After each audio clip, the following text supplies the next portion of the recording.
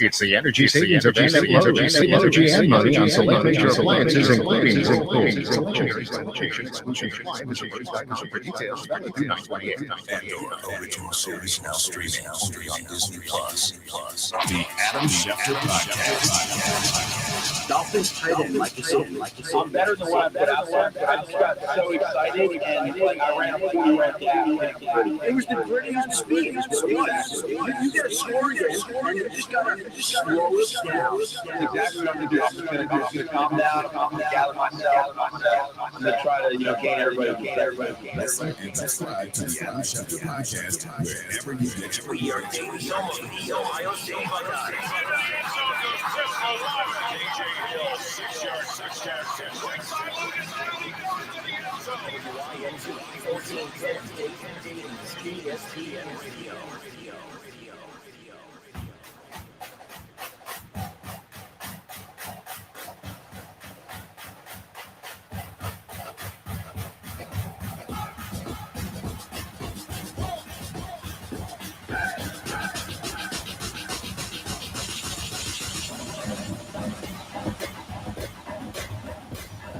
Everybody, welcome to the Justin Kinner Show with Kevin today here on a Monday. Hope everyone had a great weekend. I was phenomenal last week. I am back, and we have a lot to dive into. Here's the show coming up here today. We'll talk today. Scott Campbell. Yes, Scott Campbell right off the bat. Watching on YouTube. Shout out to Scott Campbell. He's at Let's Go Firebirds. Shout out to Fairmont. Huge upset. Springfield. Actually, I shouldn't even say it's an upset. Fairmont's a very good team, but let's just put it this way. Anyone that's going up against Springfield's always going to be the favorite, but the Fairmont top team area. Shout out to Fairmont Firebirds. Yes, Scott Firebirds. Shout out to all right, it's the Johnson Show with Kev Nash right here on 14 Radio. I'll figure out the echo just a moment.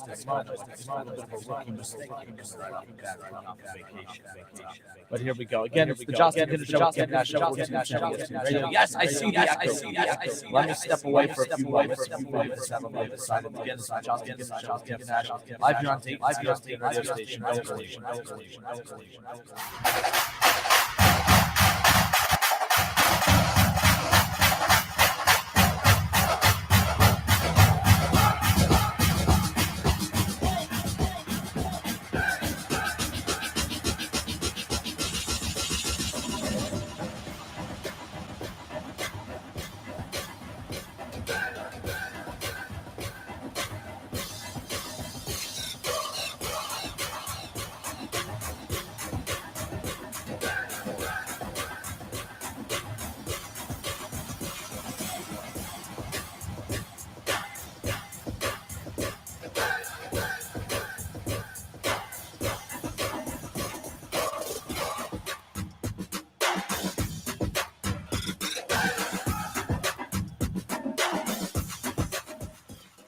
The Justin Kinner Show with Kev Nash. Presented by Brad Mays with Home Experts Realty. Weekdays at 3 p.m. on 1410 ESPN Radio. ESPN 1410 Wing AM weather. The mid-afternoon and early evening will be clear and sunny, a high near 70. Tonight's going to be partly cloudy, a low near 48, and tomorrow's going to be partly cloudy, a high near 65. I'm Pete Spivak for 1410 ESPN Radio. My heart was racing just making spaghetti. I could have waited to tell my doctor, but I didn't wait. I was short of breath just reading a book. I could have delayed telling my doctor, but I didn't wait. They told their doctors and found out they have atrial fibrillation, a condition which makes it about 5 times more likely to have a stroke. If you have one or more of these symptoms, irregular heartbeat, heart racing, chest pain, shortness of breath, fatigue, or lightheadedness, this is no time to wait. Contact your doctor. Brought to you by Bristol-Myers Squibb and Pfizer. Get in zone, AutoZone. Welcome to AutoZone. What are you working on today? Starting trouble. No one likes that. We'll get you set up for some stronger starts. You might just need a fresh charge, and we'll take care of that free of charge. But if it is time for a new battery, we've got replacement batteries that'll fit your needs, starting at just $69.99. You can learn more about our battery selection at AutoZone.com. That's what makes us America's #1 battery destination. Get in the zone, AutoZone. Claim based on data from the NPD Group 2021.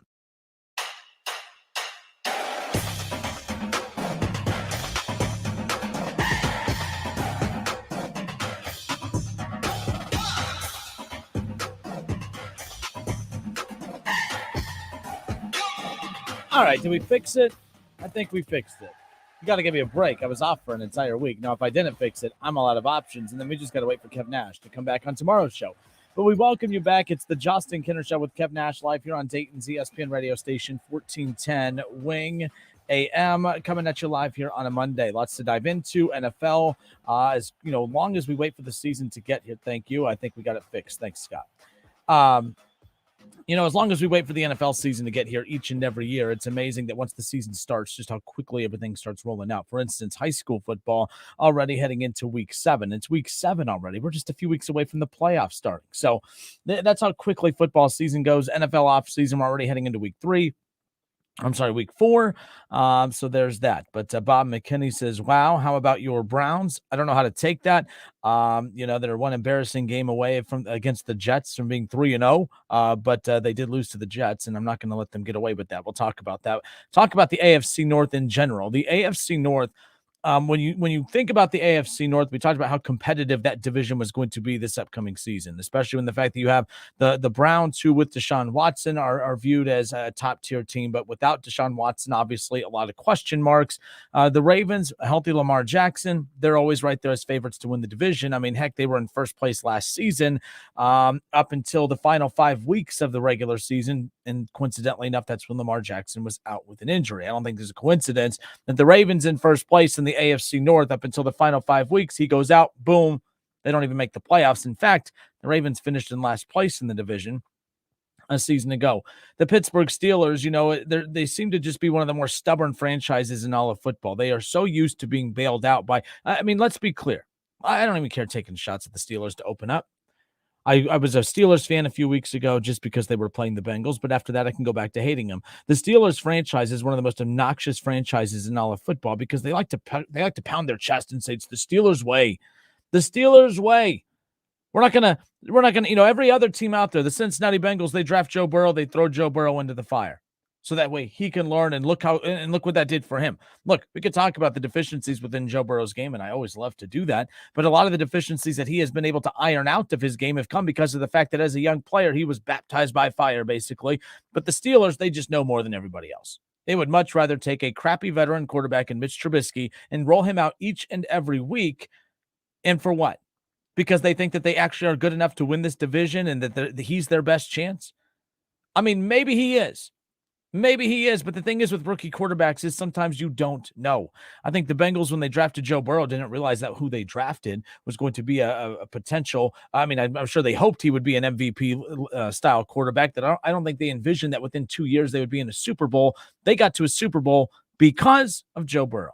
Oh, but the offensive line for the Steelers is bad. Joe Burrow got sacked 70 times last year and went to a Super Bowl. Is that a blueprint that you want to follow? No, but the Pittsburgh Steelers continuously take all of their money, pump it into their defense entirely, and their defense is the worst rushing defense in the entire National Football League. And you got to ask yourself, is the return on your investment worth it? What is the ROI on all the money that they're spending on the defense? So what that you paid for Watt and you have, Minkah Fitzpatrick, and so what they have Cameron Hayward. You have all these great players. What has that done? What has that done? Sure, you may have won games because of your defense, but you're losing games because of your offense. Right now, while the NFL, the entire league, is shifting into an offensive-based league, and it's not shifting, it's there. It's either you have a great offense. If you have a great offense, you have a shot to win a Super Bowl. If you don't have a great offense, you have no shot at winning a Super Bowl. Defense wins championships. If you want to be that old man screaming into the wind, thinking that sounds cool, put it on a bumper sticker and drive away from me. I don't want to hear that. Yes, defense wins championships, but you want to know a secret? Great championships. You don't need great defense to win championships. You need good, solid defense to win championships. The Cincinnati Bengals, their defense wasn't elite. Their defense isn't great. They have a couple nice pass rushers. They have some great secondary guys. I like their linebackers. They're not elite by any means. On paper, you would think, oh man, I want that Steelers defense. Even with a healthy TJ Watt, I will take the Bengals defense over the Steelers defense mainly because of the offensive flexibility I'm going to have cap space wise. The Steelers continue to, shoot themselves in the foot because they want to be the smartest team in the room. Oh, we have the Steeler way. You want to know what the Steeler way is? Let's go back to the draft where they selected Big Ben Roethlisberger. How many of you out there actually believe that you were going to put the faith of your future into the hands of a quarterback that came out of the MAC? No offense. I'm not saying that it has to come from Ohio State. Quarterbacks from Ohio State have not really fared well. Jury's still out on Justin Fields. But if it wasn't for hitting on that quarterback that they got in Big Ben Roethlisberger, which is easy to look back now and say, oh, man, how many teams whiffed on him? Stop it with that. Even today, look how many teams tried to outthink everybody. Look at the 49ers. We're going to go with Trey Lance. Yeah, don't go with him. There's not enough tape against good quality schools to show that he's capable of playing. Oh, no, but our analytics show. We have the smartest men in the room. That's why you're back to having Jimmy Garoppolo. Now, don't say it's because of Trey Lance's injury. The Trey Lance injury might have bailed the 49ers out. Let's just be honest. Stop with this idea that the Pittsburgh Steelers were so good that they were able to take a quarterback from the MAC and guarantee that he was a future Hall of Famer. If it wasn't for hitting on a quarterback that came out of the MAC, the Steelers are what? Because I don't know what the heck their plan is. They have Kenny Pickett right now. That could be their guy. They're in a much better situation. You drafted Kenny Pickett. Was he as good as Joe Burrow in college? Absolutely not. Did he have as many good weapons as Joe Burrow did in college? Absolutely not. But I would like to think that even with the bad offensive line, he has better weapons than Joe Burrow did his rookie year right off the bat. I think Kenny Pickett is set up for more success right off the bat than Joe Burrow was with Cincinnati. The Bengals weren't supposed to win with Joe Burrow in that first year. Kenny Pickett has great wide receivers all over the place. He has a solid running back, bum offensive line. So did Joe Burrow. Took a bum offensive line to the Super Bowl. Kenny Pickett, you either have it or you don't. You either have it or you don't. I get tired of people saying, well, you need to let him breathe a few years. Stop it with that. Daniel Jones, how many years has he been with the Giants? Well, they've been waiting for him to breathe. How many years have we seen these quarterbacks? Baker Mayfield. How many years in the NFL? I was stubborn when it came to Baker Mayfield. Give him a couple years. No. Everything that you guys said about Baker Mayfield, of who he is, that's who he is with Carolina. He's not elite. He's not great. I expected more. He's not doing more. He's just Baker Mayfield. He just throws the football, find open wide receiver here and there. Has to rely on a lot of big plays from the defense and run the game to bail him out. Look, that's who he is. Baker Mayfield's not going to magically wake up one day and be elite. All right, so Trey Lance isn't going to magically wake up one day and be elite. Kenny Pickett's not going to magically wake up one day and be elite. So either say that behind the scenes, Kenny Pickett's just not that good, or stop trying to do this. We're the smartest team in the room, and we're going to continue to throw out our very bum, average, below average veteran quarterback in Mitch Trubisky. Stop it with that. The Steelers, they drive me absolutely nuts. They hang on all their former Super Bowls. They're just not as loud as Dallas Cowboy fans. Dallas Cowboy fans, I understand why people can't stand them, but I can't stand Steelers fans. I can't stand the Pittsburgh Steelers. The organization as a whole, they do this pompous, arrogant, the Steeler way, the Steeler way. So what's the Steeler way? You're going to be proud of the fact that your head coach has never had a losing season, all while you can win 7 to 8 to 9 games every single season, pick in the middle of the draft, never have an elite quarterback because you won't either rebuild or go out and spend money to get one. The Steelers would have been much better off with Jimmy Garoppolo. The Steelers would have been much better off going to get a legitimate quarterback as opposed to, we'll throw money at Mitch Trubisky and hope for the best. Because the Steeler way is a joke. The Steeler way is a joke. I would love to take credit for my Browns beating up on the Pittsburgh Steelers last week, but that was a bum-ass Pittsburgh Steelers team. That honestly, they didn't beat the Cincinnati Bengals. The Bengals beat themselves. Joe Burrow had to turn the ball over 5 times. Evan McPherson, who's one of the best kickers in the National Football League, had to miss multiple kicks, whether it be field goals or extra points. The Steelers didn't beat the Bengals. The Bengals beat the Bengals in week 1. The Steelers should be 0-3. The Steelers are a joke of a team right now, and that's with all the money that they spent. Here's the reason I have no patience for Steelers or their fans. You are a bum-ass team, and the reason is because your organization can't get out of their own way. Oh, we're much smarter and more intelligent than the Browns and the Bengals. Well, the Bengals and Browns have a much better team than they do right now and moving forward. Because the Browns have their quarterback, the Bengals have their quarterback, the Ravens or the Steelers hate the Ravens, but the Ravens definitely have their quarterback. They just need to get that damn deal done, right? The Steelers, smartest team in the room. Give me a break. They're embarrassing. And when you look at the fact that they have all that money piped into that defense, they should be finding ways to win football games, but they look so horrible. But the offensive line, the Bengals had a bad offensive line, and they got to a Super Bowl. Stop it with the offensive line garbage. Stop it with the Pittsburgh Steelers or the great organization. They have an organization that has done great things, and they have stability within their organization. But just because Your coach is average with 8 to 9 wins a year, does nothing with it, hasn't been to a Super Bowl or won a Super Bowl in over a decade. Oh, but we praise that. What are we praising?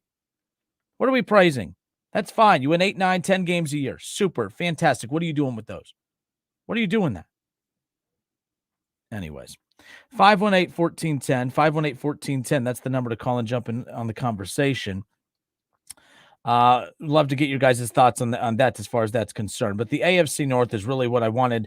The AFC North is really what I wanted to open up the show with today. Because the AFC North, 3 weeks in, fill in the blank. The AFC North is better than, worse than, or what we thought. The AFC North is better than we thought, worse than we thought, or what we thought. Because I don't really know. My thing is this. I've been very, very lenient on the Bengals, if you will, mainly because of the fact that I did so much smack talking last year that I have a little PTSD. Every time I go to take a shot at the Bengals, I kind of flinch a little bit because I cringe of that feeling of when the Bengals made it to a Super Bowl and how wrong I was and how each and every one of you let me have it over and over and over. I cringe that happening again. I doubt myself, but I'm starting to not doubt myself when it comes to the Bengals anymore. They came off a win over the Jets. All of you Bengals fans, we're back. Oh, yeah, we got it. It took a couple of weeks, but we got it. You beat the Jets.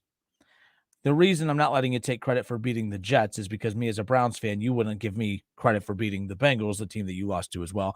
You guys have found ways to discredit everything that the Browns do, so I'm going to kind of return it. It's a childish approach. It's what I do best. But the Bengals, I'm still not convinced that Super Bowl hangover is not a real thing. I'm not convinced that they have it all figured out. You don't figure it all out in week one. And not week one in 1 week, I should say. I'm not going to say they're not. I've kind of come to the, defense of the Bengals a little bit by saying, hey, they're not as bad as they were in weeks 1 and 2, but I don't think they're as good as what you guys think, mainly from the standpoint of a lot of the deficiencies within that franchise right now. They still exist. The defense hasn't been elite. All right. They haven't been great. All right, Joe Burrow is he's one of those. Look, I'll take him over Kirk Cousins any day of the week. Don't get me wrong. But Kirk Cousins is one of those quarterbacks that could be great 3 weeks in a row and then just have one of them just blow up games where he can't keep a hold of the ball. He fumbles the ball, throws interceptions. That's Joe Burrow. I'll take him over Kirk Cousins any day of the week, though. My point is I don't trust Joe Burrow. I don't trust this offense right now. I was told that the offensive line, man, if they just give him a couple more seconds to protect that football, look how great he is. Let's see what he does against good football teams because the Steelers defense, pretty good, pretty solid, right? He got eaten up alive by them. Cowboys have a bunch of playmakers on their defense. He got eaten up alive by them. Jets defense, not very good. We'll see what they do, moving forward. The Dolphins, I'm very, by the way, has anyone seen the line on that? What is the line? On the Bengals and the Dolphins game? I have no clue what to make of that. Absolutely not. I have no clue what to make of this AFC North. The Steelers are just complete garbage. The Bengals have a flashy roster, but they're off to a poor start as far as convincing those people like me who said, yeah, that was kind of just a flash in the pan a little bit as far as that Cinderella Super Bowl run from a season ago. I don't think that's who they are. We'll find out. The Dolphins game, I didn't think that this Dolphins-Bengals game would be as big as it is, but it's very, very big for a lot of reasons. 1-2 Bengals, 3-0 Dolphins. Dolphins trying to prove that they're for real, and the Bengals are trying to prove that the first couple of weeks were just a fluke as they were kind of slow to start in the season. We'll find out. How about the Baltimore Ravens? They should be 3-0 or could be 3-0 right now. They gave a game away against the Miami Dolphins. I have no clue what to make of the Baltimore Ravens. We'll talk about so much. People, again, you can make numbers sing and dance. And right now, Lamar Jackson is throwing a ton of touchdowns. But it's not like he's lighting it up in the pass game, right? Like, it's not like he's throwing Patrick Mahomes. It's not like he's kind of just airing it out like Josh Allen and Aaron Rodgers and these other guys. I'm not comparing it just from this past week because a lot of those guys had bad weeks.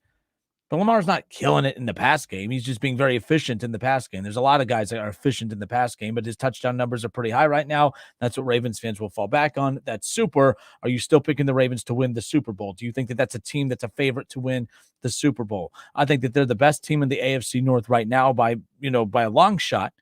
I still like are the Ravens a Super Bowl favorite? I don't know. I need to see a little bit more, but they have some big games coming up in the next couple of weeks. Of course, you look at the fact that they have the Bills coming up this week. They have the Bengals right after that. We'll know exactly who the Ravens are after the next 2 weeks. I'll have a better idea of who the Bengals are after the next 2 weeks. As far as the Browns The Browns should be losing games because of their offense and winning games because of their defense. And somehow, some way, they're winning football games because they're putting a lot of points up on the board.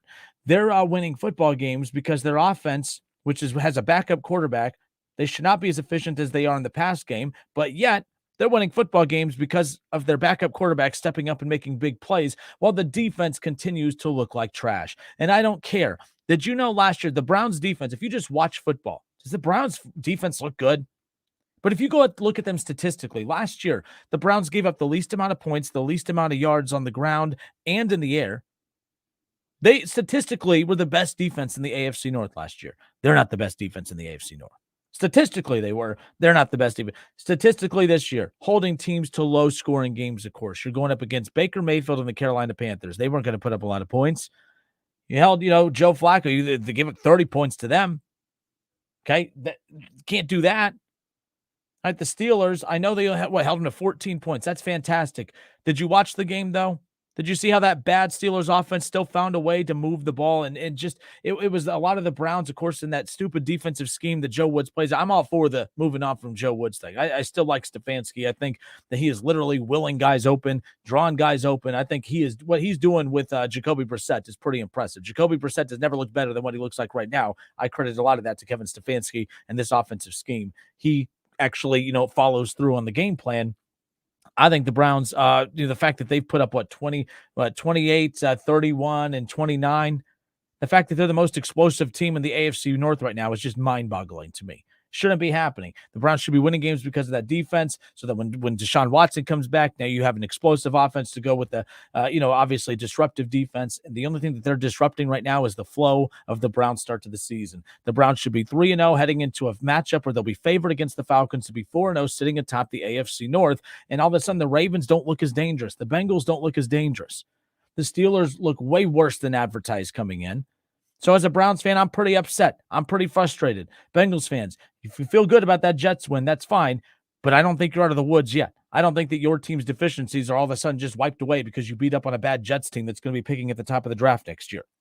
So we don't know about them. The only team I feel good about in the AFC North right now is the Ravens. I like what I saw from the Browns. I got a little carried away with how excited I was that they beat the Steelers. But then when you sit back and look at who they beat on that Steelers team, it wasn't anything to be impressed with.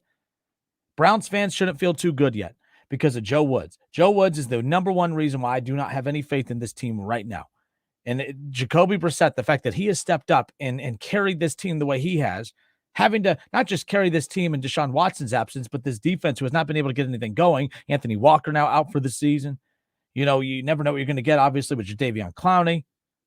Like, this team needs help in the secondary. Grant Delpit, my goodness, like, what is going on? I love this team on paper when it comes to defense, but they're as soft as paper when they get on the field. It is unbelievably frustrating when it comes to that. The only team that should feel good about themselves right now is the Baltimore Ravens. They should be 3-0. They should be sitting at the top of the division with the Browns right now, but the Browns let that defense fail them. The defense failed them. I thought the Ravens defense failed them against Tua Tagovailoa and the Dolphins, but the Dolphins are a legitimate 3-0 team. They're beating the Bills. They're beating the Ravens. The Dolphins got to put some respect on that name. This game Thursday night, I thought, just the Dolphins and the Bengals. It's a cute little game, whatever. No, like, this is a big-time game. Last year's AFC representative in the Super Bowl. They still have Joe Burrow. The Bengals are a very good football team still. I just think they have a lot of flaws that I'm not convinced are ironed out yet. That's what makes this game so big on Thursday night. But the AFC North is what? 518-1410. 518-1410. The numbers, phone line is open. I'm by myself today. Phone lines are only going to be open during the commercial break so that if you call, we'll put you on hold and we'll take your call on the other side. But I'm curious your thoughts on the AFC North. The AFC North is what? The AFC North is better than we thought, worse than we thought, or what we thought. 518-1410. More of the Justin Kinner Show with Kev Nash when we come back.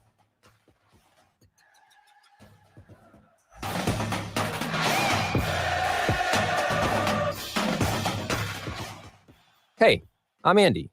If you don't know me, it's probably because I'm not famous. But I did start a men's grooming company called Harry's. The idea for Harry's came out of a frustrating experience I had buying razor blades. Most brands were overpriced, overdesigned, and out of touch. At Harry's, our approach is simple. Here's our secret. We make sharp, durable blades and sell them at honest prices for as low as $2 each. We care about quality so much that we do some crazy things, like buy a world-class German blade factory. Obsessing over every detail means we're confident in offering a 100% quality guarantee. Millions of guys have already made the switch to Harry's, so thank you if you're one of them. And if you're not, we hope you give us a try with this special offer. Get a Harry starter set with a 5-blade razor, weighted handle, shave gel, and a travel cover, all for just $3 plus free shipping. Just go to harrys.com and enter code IMPACT at checkout. That's harrys.com, code IMPACT. Enjoy!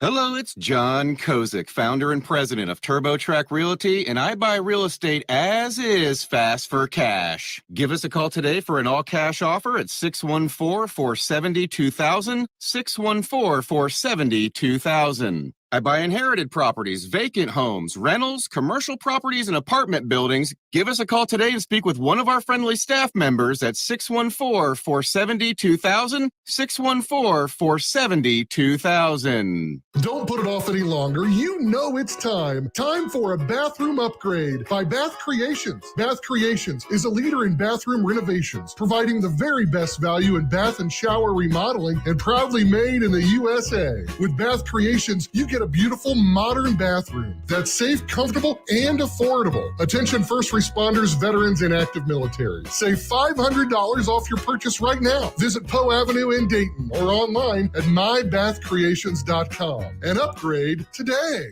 Over the last year and a half, we all learned some hard lessons. One of the most important is that you can't put off the inevitable. Hi, this is Mark Davis at Dayton Memorial Park Cemetery and Mausoleums. No matter how hard it is to think about, we all need a final resting place. When pre-planning with your funeral home, please remember that cemetery arrangements must also be made. Call us today at 937-890-1831 or visit our website at DaytonMemorialPark.com. And remember, Dayton Memorial Park is a beautiful place to celebrate life.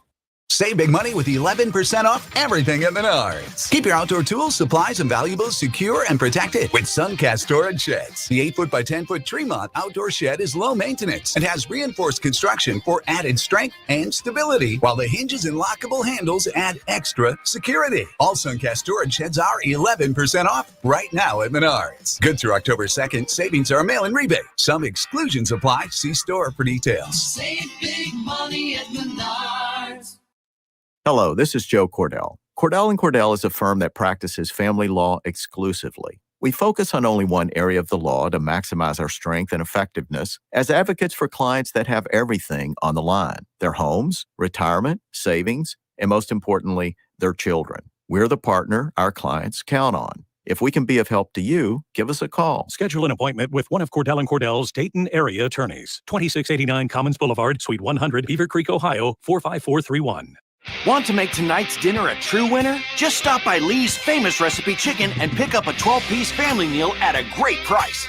You'll get 12 pieces of our classic Famous Recipe Chicken that's honey-dipped, hand-breaded, and pressure-cooked just right, along with 3 of our large sides and 6 fluffy biscuits. This is temptation times 12. Get the family meal that's big on flavor and on value with the 12-piece family meal. Only at Lee's. Famous for chicken. Dan owed an unbelievable amount of money to the IRS. I got behind on my taxes. It's a horrible feeling. He was in denial. And when I get those letters from the IRS, you wanted to act like they didn't exist. Finally, Dan turned to Optima Tax Relief, the leading tax resolution firm. A-plus rated by the Better Business Bureau, they've resolved over $1 billion for their clients. Optima got me a settlement with the IRS. These people are really people-friendly. It was every bit of a new lease on life for me. The fast action and the great results made Dan's head spin. I felt like I was in a dream, but it's real. And I have paperwork to prove it. They got the job done, and life is good. For tax help you can trust, call Optima now for a free consultation. If you're worried about what's going to happen with the IRS, stop worrying. Make the call now. Call 800-364-9188. 800-364-9188. 800-364-9188. Optima Tax Relief. Testimonial from an actual client. Some restrictions apply. For complete details, please visit OptimaTaxRelief.com. The best audio entertainment this fall is on Audible. It's the home of storytelling with audiobooks, exclusive originals, popular podcasts, and more. All in one app. Sign up for a free 30-day trial at audible.com.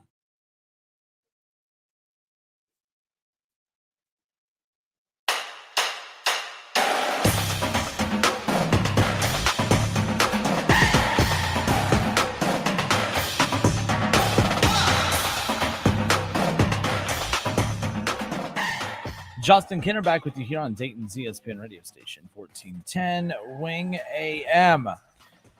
Jay Morrison with The Athletic, who covers the Cincinnati Bengals. He's going to be joining us coming up an hour from now.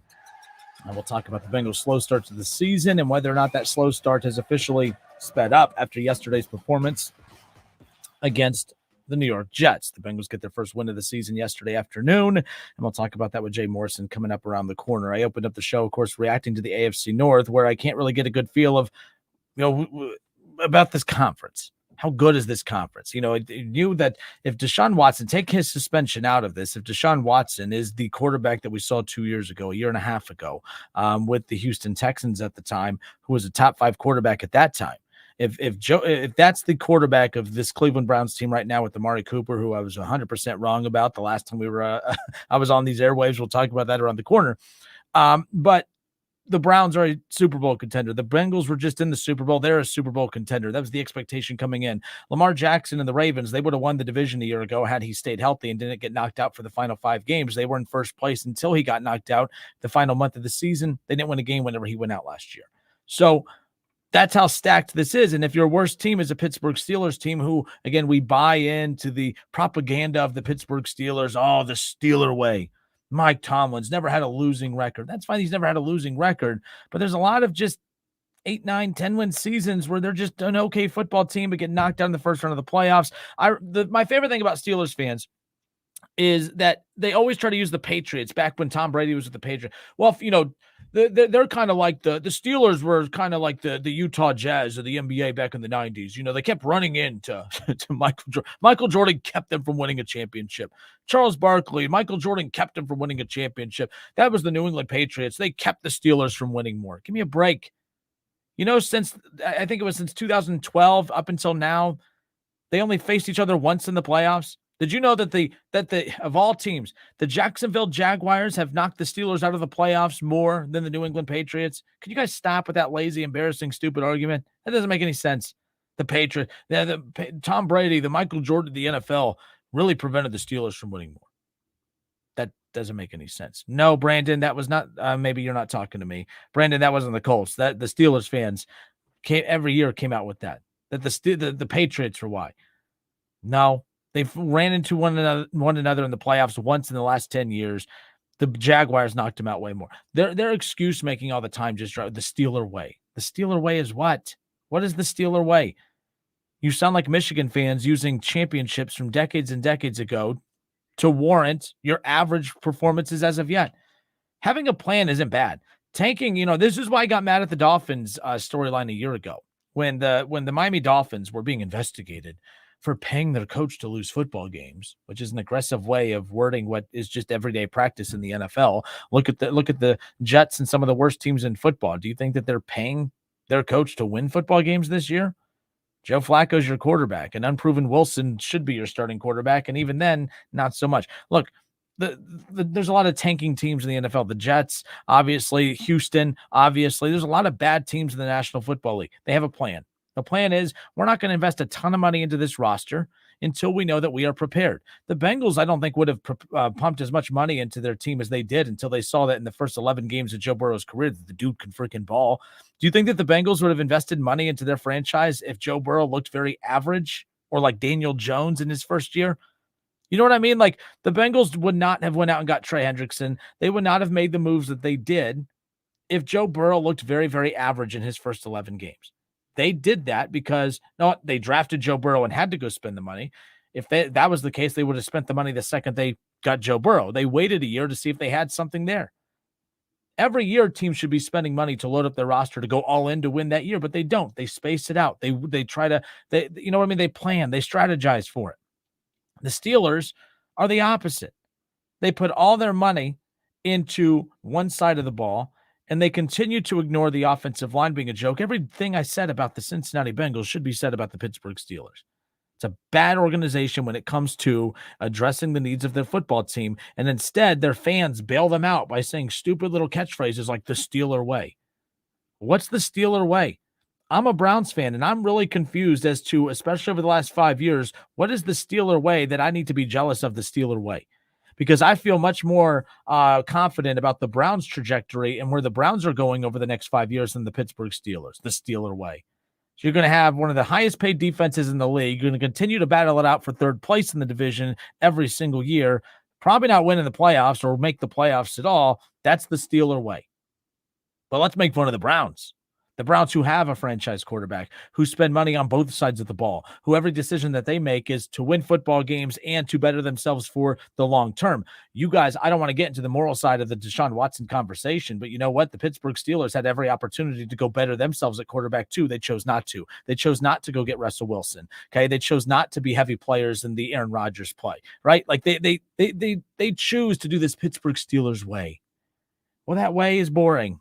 And that way is very amusing to me. And if moving forward, the Pittsburgh Steelers way is getting beat by the Bengals and the Browns moving forward a lot, I'm going to enjoy it. I'm going to enjoy it.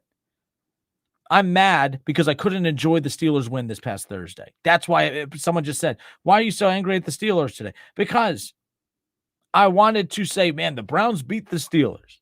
And they beat this. This isn't your grandpa's Steelers or your dad's Steelers. This is this Mike Tomlin propaganda train of, oh, my goodness, he's never lost a game. He's never had a losing season. I'm sorry. He's never had a losing season. The Steeler way, we're not going to tank. We're just going to continue overpaying players just to continue being the same bad team we were a year ago. I'd much rather be a Browns fan right now. I'd much rather be a fan of a team that's trying to win football games and that is trying to win. That's the thing. Not trying to win football games, trying to win Super Bowls.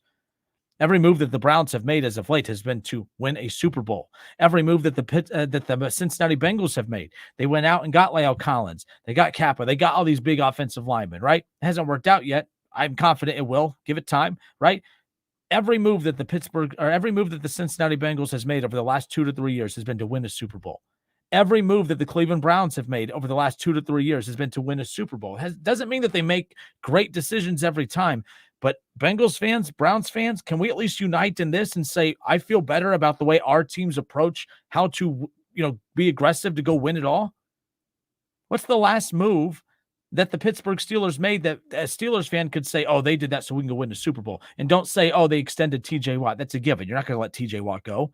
If the Bengals had TJ Watt, they would have paid him. If the Browns had TJ Watt, they would have paid him. I'm not going to give them credit for doing what you should, and that's not let a generational pass rusher like that go. But, I mean, you got to be aggressive. The Browns went and got Amari Cooper. They went and got Odell Beckham Jr. That failed. Okay, that's cool. They scrapped it. They moved on. They got, obviously, Jarvis Landry. Gave that a couple years. Scrapped it. Moved on. They got Amari Cooper now. They're aggressive. That's what you got to do. Oh, they overspent for Austin Hooper last year, a couple of years ago. Yeah, but they were aggressive. I'll take aggressive any day of the week. The Bengals are aggressive. They're spending a ton of money. They're being aggressive. They're trying to win a Super Bowl. I will take the Bengals approach and the Browns approach over the Steelers approach any day of the week. Sorry. You want to brag about the Steeler way? That's a way of the past, man. I can't wait for Kevin to come back tomorrow to try to defend his Steelers because I'm angry that after the Browns won, I couldn't even enjoy going to social media to say, we beat the Steelers. I've been waiting so long to say that my team beat the Steelers, and now they finally beat the Steelers. It's like, yeah, well, it's sad in today's day and age when beating the Steelers isn't even a good win. So there's that. Yes, I'm repeating myself. It's what I do. So there's that. Ron Broadstock. What up, Ron? Hope you're doing well. He says the Steelers fans are the absolute worst. Look, I'm not saying all Steelers fans are the worst. I know a lot of Steelers fans. But there's as many bad Browns fans as there are Steelers fans. And Ron, I'm going to be honest. Your fan base is pretty obnoxious too. There's always bad apples out there. Don't get me wrong. But yes, today we can unite. Browns fans, Bengals fans, let's unite. I feel much better about the direction of our franchises than I do about the Pittsburgh Steelers. And that doesn't mean I wouldn't kill to have the Pittsburgh Steelers defense. I would love to have Cam Hayward. I'd love to have TJ Watt and some of those guys, but I'd much rather be in the Browns situation than them. William Yelly says, this is what I've been waiting for my whole life, for the Steelers to be a tire fire. Yes. I mean, like I said, it's just one of those things where the last 2 years, even go back to week 1 when the Bengals played the Steelers. And let's be clear, I'm defending the Bengals here. The Steelers didn't beat the Bengals. The Bengals beat the Bengals. The Bengals defeated themselves in week 1. That's what happened. Joe Burrow had to turn the ball over 5 times. The quarterback that led them to a Super Bowl a year ago. He had to turn it over 5 times for the Steelers to win. Evan McPherson, money back. I love Evan McPherson, by the way. He was my favorite kicker until course, Cade York. But Cade York's kind of ticking me off the last couple of games, but I'll get to that later. Evan McPherson, one of the top kickers, one of the best kickers, one of the most clutch kickers in the National Football League after 1 year, had to miss not one, but two, but 3 kicks in that game, or 2 kicks in that game. 2 kicks by one of the best young kickers in football, and a 5-turnover game for Joe Burrow. Steelers didn't beat the Bengals. The Bengals beat the Bengals. So I bring that up because heading into week 1, it was weird talking about the Bengals being the favorite to beat the Steelers. It's weird talking about the Browns being the favorite to beat the Steelers. But Steelers fans pump their chest. Oh, the little Bengals fans, the little Browns fans. Oh, my goodness. Oh, Bengals fans, they're more like the Bungles. Oh, the Browns. Oh, yeah. You're a crap organization. Look what you did with Deshaun Watson. Yeah, this is what you guys are doing. You're resorting to this? This is what we're doing now, Steelers fans? It's a joke. It's a joke. The Steeler way is an embarrassing way. It's a stubborn way, and that's why the Patriots are finding themselves in the situation they're in, and that's why the Steelers are. And the only way the Steelers and the Patriots and even the Packers at some point when post Aaron Rodgers, the only way that they are going to figure it out is to blow it all up. The Patriots won't do it, the Steelers won't do it, and the Packers won't do it. So while those 3 great organizations from the past continue to run in place, it's now time for these young, aggressive owners, and Haslam's aren't young, but they are spending a lot of money, right? The Bengals, Mike Brown, not young, but they're at least I shouldn't have said young. They're aggressive owners now who smell blood in the water, and they're saying, now's our time. The Mike Brown and company, now's our time. The Haslams took a lot of, obviously bankrupt gas stations, but hey, you know what? They said, we have the money, let's go spend it. Let's go spend it. If it wasn't for who Deshaun Watson is as far as what the mistakes he made off the field, okay? If it wasn't for those mistakes, we would be talking about how awesome it was that you have an owner who's willing to dump every bit of dime that he has to go get a legitimate quarterback. That's technically what the Browns did. I understand the overlying storyline, of course, with what Deshaun Watson's caught up in. But the Steelers owner, they didn't not go get Deshaun Watson because of some moral standard. They didn't go get Deshaun Watson for the same reason they didn't go get Russell Wilson, because they're cheap. They didn't want to spend the money. They wanted to be bailed out by drafting a quarterback from a school that not a lot of people are, confident in the kid's ability and hope that he pans out. That's not a game plan. That's called getting lucky. The Patriots. Eventually we'll find our Tom Brady. You're going to find a guy in the 6th round again that's all of a sudden going to blossom and lead you to 6 Super Bowls. Really? That's your game plan? That's called hoping to win the lottery. That's like if I win the lottery and I run out of my money from winning the lottery, I'm not going to pay my bills again because eventually I'm going to hit the lottery again and pay all my bills again. No, eventually you got to go back to work. The Steelers lived off of their lottery pick and Big Ben Roethlisberger for over a decade and a half. It's time to go back to work. It's time to be a real football team. It's time to do what everyone else is doing. And unfortunately, it might involve some losing. But Steelers fans, wouldn't you want to deal with losing for 2 to 3 seasons if it meant getting an elite quarterback, getting elite weapons, and being where the Bengals are right now, being where the Browns are right now? Sorry. They're not. The Ravens are a better organization in the AFC North than the Pittsburgh Steelers. Guys, I see you guys are calling in. Phone lines are open during the commercial break, so I'm going to step aside for a few, get you guys on hold, get your takes on this. But yeah, it took a lot of the Steelers fans chirping at me while I was on vacation last week. Finally fired me up enough to say, Bengals fans, let's put our hatred for one another aside and let's come together and realize that, hey, for once, we can confidently say we're in a better situation than the Steelers. I would much rather be a fan of the Browns than the Steelers right now. Bengals fans, you just went to a Super Bowl. You'd much rather be a fan of that team than any other team outside of the Rams right now, right? And I think the Bengals have a better opportunity to turn it around than the Rams. Bengals fans, Browns fans, we're uniting today. Let's have some fun. 518-1410. We'll be right back.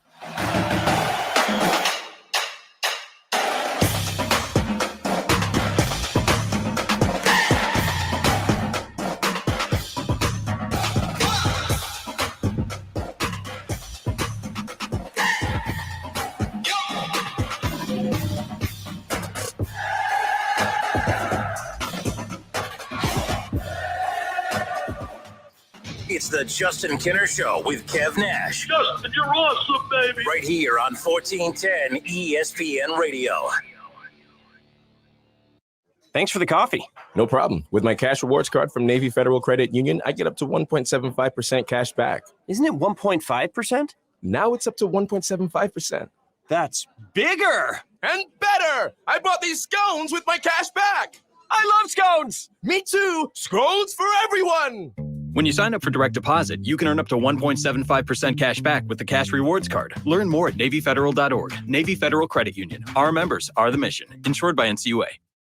When you download the Home Depot app, taking on big or small projects starts with a tap. It's your pocket-sized toolbox for getting more done. Image search helps you find what you need with a snap. Store mode pinpoints exactly where to go to get what you want while you're at our store.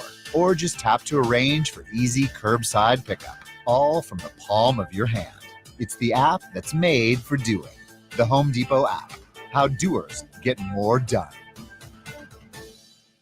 It's time for Frickin' Football. Frickers has a way to make this the winning season. Try a Frickin' Chicken Taco, Grilled Chicken Taco, or Mississippi Barbecue Taco for a limited time. Enjoy a 48-ounce personal pitcher of domestic draft beer. I like this kind of party. I like this kind of party, baby. All the games of college and the NFL at the place that leads the way with inflation-busting prices, everyday values, and where kids eat free. The home for fun, food, sports, and spirits. Frickers.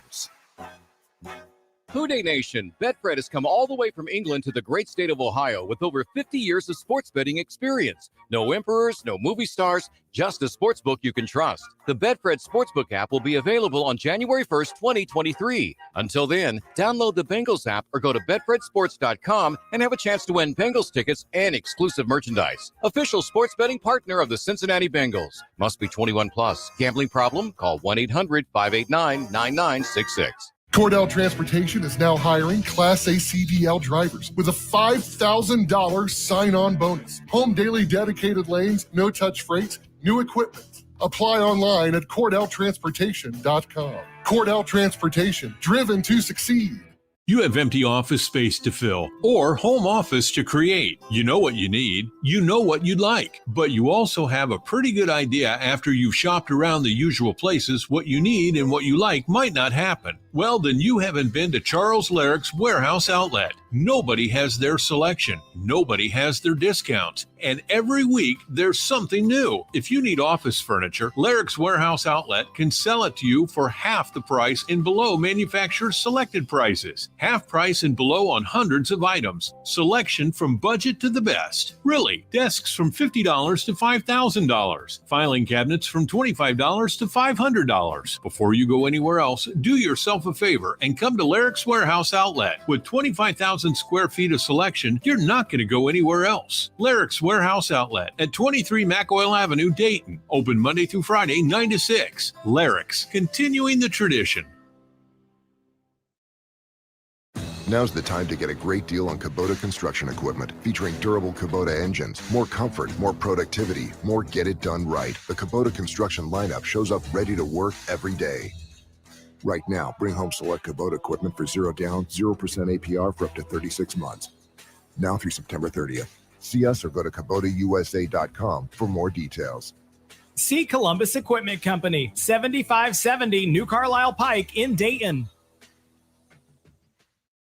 Anyone who has ever needed self-storage knows what a hassle it can be. You have to rent or borrow a truck and then find someone to help you move your stuff. And let's face it, moving furniture and heavy items without damaging them isn't easy. Renting the unit is worse. The hidden fees and admin costs are scarier than the dingy facilities you're leaving your stuff in. Why not use ClosetBox instead? ClosetBox is self-storage without leaving home. They'll pick up your belongings, store them securely, and bring any item back when you need it. The best part? Unlike traditional self-storage, you only pay for what you store. No paying for unused storage space. ClosetBox's background check storage movers are licensed, bonded, and insured and will take care of all of the heavy lifting. ClosetBox's local storage centers are temperature controlled and monitored 24/7. ClosetBox has an A+ rating from the BBB. Call 877-233-5696 now for the season's best rates. Get $50 off first month storage using code RADIO50. That's 877-233-5696. 877-233-5696.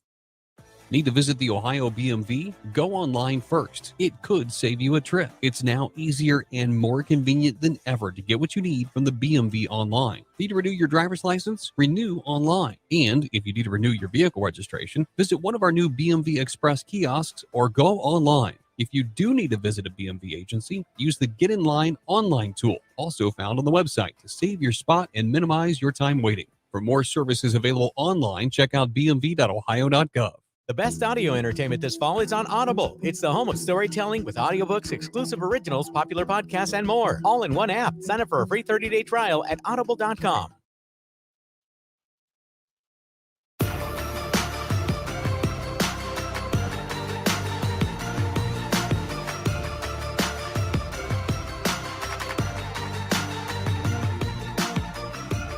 Justin Kinner back with you here on 1410 ESPN Radio, the Justin Kinner Show with Kev Nash. Back after a week off last week. Glad to be back. Spent some time in Florida, some much needed time.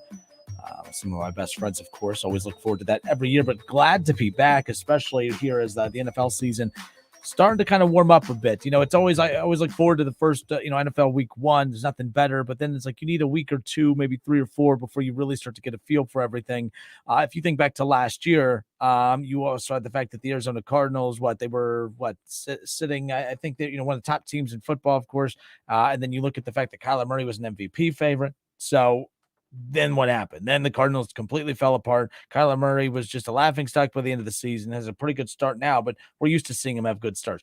There's a lot of football left to be played. I mean, this is a long, long season. The Bengals' problems now won't be the same problems that they have at the end of the year, but also some of their strengths now won't be the same strengths that they have at the end of the year due to injuries and all that stuff. The Browns, that season is going to be a roller coaster because they're just trying to figure out who this team is just so they can hit the reset button when Deshaun Watson comes back after week 11, at that bye week in week 12. And then, of course, he makes his season debut, for Browns debut, if you will, against the Texans in Houston. So there's still a lot of football left to be played there. The AFC North is what we've spent a lot of time talking about to open up the show today. In hour number 2, to open things up at 4 o'clock, we'll transition over to college football, reaction to Ohio State, who finally took a couple weeks, but now it looks like they are just clicking on all cylinders. We'll talk about that. Jay Morrison of The Athletic, who covers the Bengals, 4:30.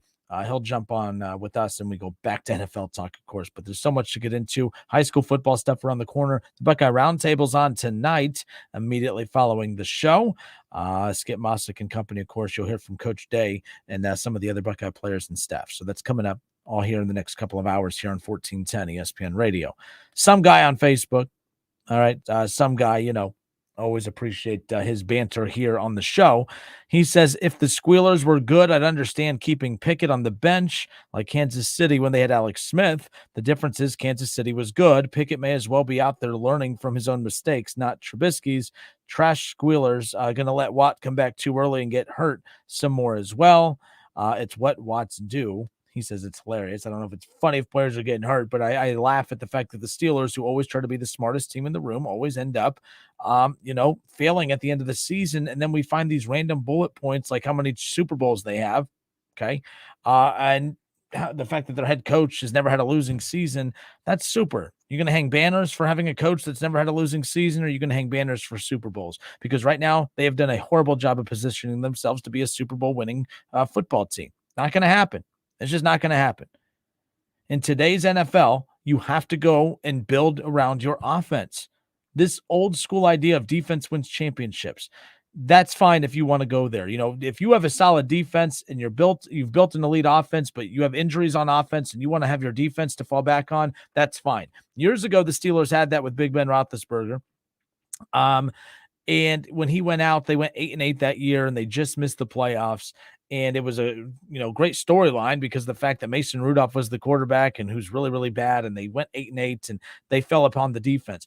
That's fine. If Ben Roethlisberger, who at the time was still playing good football, if he goes out and now you have to change mid-season to rely on your defense to win football games, that's a luxury that not a lot of teams have. For instance, if Joe Burrow goes out, as many weapons that I like on the Bengals defense, I don't think there's enough there to carry the Bengals through a stretch without Joe Burrow, even to get to 8-8. We talk about the Ravens defense. Well, the Ravens defense wasn't healthy last year, but they definitely weren't good enough to win in Lamar Jackson's absence. I mean, that's why Lamar and the Ravens were in first place when he was active. And the second he went out the final 5 games, they went 0-5 and finished in last place. It's that simple. It's okay it's a luxury if you have a defense you could fall back on in the middle of the season. But if your organization's game plan is we're going to win based on our defense only, that's weird. That's weird. There's a reason that the Denver Broncos, who had a great defense, decided to blow up the defense a little bit to go get Russell Wilson. Now, that's kind of blowing up in their face to start, but if we're not panicking about the Bengals, I don't think it's fair to panic about the Broncos. I've never been a big Russell Wilson fan. I've always said he's slightly overrated in my book. I've never bought into Russell Wilson as much as others have, but I'll give that a little bit more time. But I give the Broncos 1,000,000% credit for the fact that they said, you know what, we do have a great defense, and we also have Locke, and we have average quarterback play. So I guess we can maybe just go out with average quarterback play and hope our defense wins. No, the Broncos said we got to give up some key defensive pieces and draft picks. Let's load up our offense and rely on what's left of the defense to match and complement the offense. That's how you have to win in today's football. In today's football, that's what you got to do. All right, that's at the end of the day, that's what it's really going to fall back on. So the Browns, got to give them credit here. Because the narrative of them going after Deshaun Watson, I completely get why people jumped on him. But you know why they went after Deshaun Watson? Because they could have just said, well, we'll give Baker 30 to 35. We'll pay him that minimal amount if he accepts it, of course. And we'll put all our money in our defense. If defense wins championships, why were the Browns so eager to spend as much money as they could to the point where they won't have enough to pay their defense in the next couple of years just so they can have an elite quarterback? Because that's the only way you can win a Super Bowl in the National Football League. If you don't have an elite quarterback, you're not winning a Super Bowl. And spare me the years that the Niners went to the Super Bowl with Jimmy Garoppolo. He didn't win it. Oh, what about the 49ers team with Colin Kaepernick? He wasn't an elite quarterback, not even freaking close. Their defense got them there. Kaepernick couldn't close it out. And that was a year where it was two bad quarterbacks in the Super Bowl. Colin Kaepernick against Joe Flacco. The defenses led them there. That's fine. But if there's more consistent storylines of that, then more teams would build it that way. But financially, they're all investing in offense. Bengals fans, that's why Jesse Bates. That's why you're bidding farewell to Jesse Bates. The Steelers would have paid Jesse Bates. I don't get it. It is what it is. Deborah. Hi, Deborah. How are you? She says, totally agree. The Bengals lost. This was about when I said that the Steelers didn't beat the Bengals in week 1. The Bengals beat the Bengals. She said she totally agreed. The Bengals gave the game away to a poor team. Steelers' problem is they did not try to get a decent quarterback a couple of years ago before little Ben retired. And I agree the Steelers team is a train wreck right now. That's the other thing. They're not planning ahead. You're constantly planning to load up your defense for the now. They haven't thought about their offensive line or anything along those lines. Spending a lot of time on this. I do want to move on from it. Sorry, guys. I just want to continue to get your reactions to it. 518-1410, 518-1410. Phone calls we'll get to coming up here in a few minutes. Last thing here. Adam says the Steelers don't have a go-to option on offense as they have had in previous years. Exactly. That's why we had to hear so much about a wide receiver who had an Odell Beckham Jr. type catch, but yet had 39 total receiving yards. As a Browns fan, I have to admit, I was a little pissed off when I turned on SportsCenter and turned on all the NFL, all the ESPN and Fox shows the next day. I was hoping to hear a little bit more about the Browns, their 2-1 start, and all that stuff. No, it was about a wide receiver who finished the day with 39 total receiving yards and one great catch on the losing team. They don't have anybody. It's a train wreck. I agree. Adam says, as a Browns fan, I'm expecting them to Brown something this season. So we'll see. All right, folks. Hour number 1 is in the books. We'll switch gears to college football coming up. I see phone calls are coming in. You guys are killing me. You're coming in when I can't answer, and then can't get you guys on. So hold tight. Get you guys on hold. We'll get your calls on the other side. Social media, we're live on Facebook. If you're wondering where I'm reading all these reactions, head to Facebook, search the Justin Kinner Show on Facebook or the ESPN Dayton Facebook page. That's where you can watch us live weekdays from 3 to 6. So we're hanging out 3 to 6 on Facebook, or you can listen on 1410 Wing AM, stream it at wingam.com, or live on our YouTube channel. Plenty of spots to hang out with us. 518-1410, hour 2, coming up next.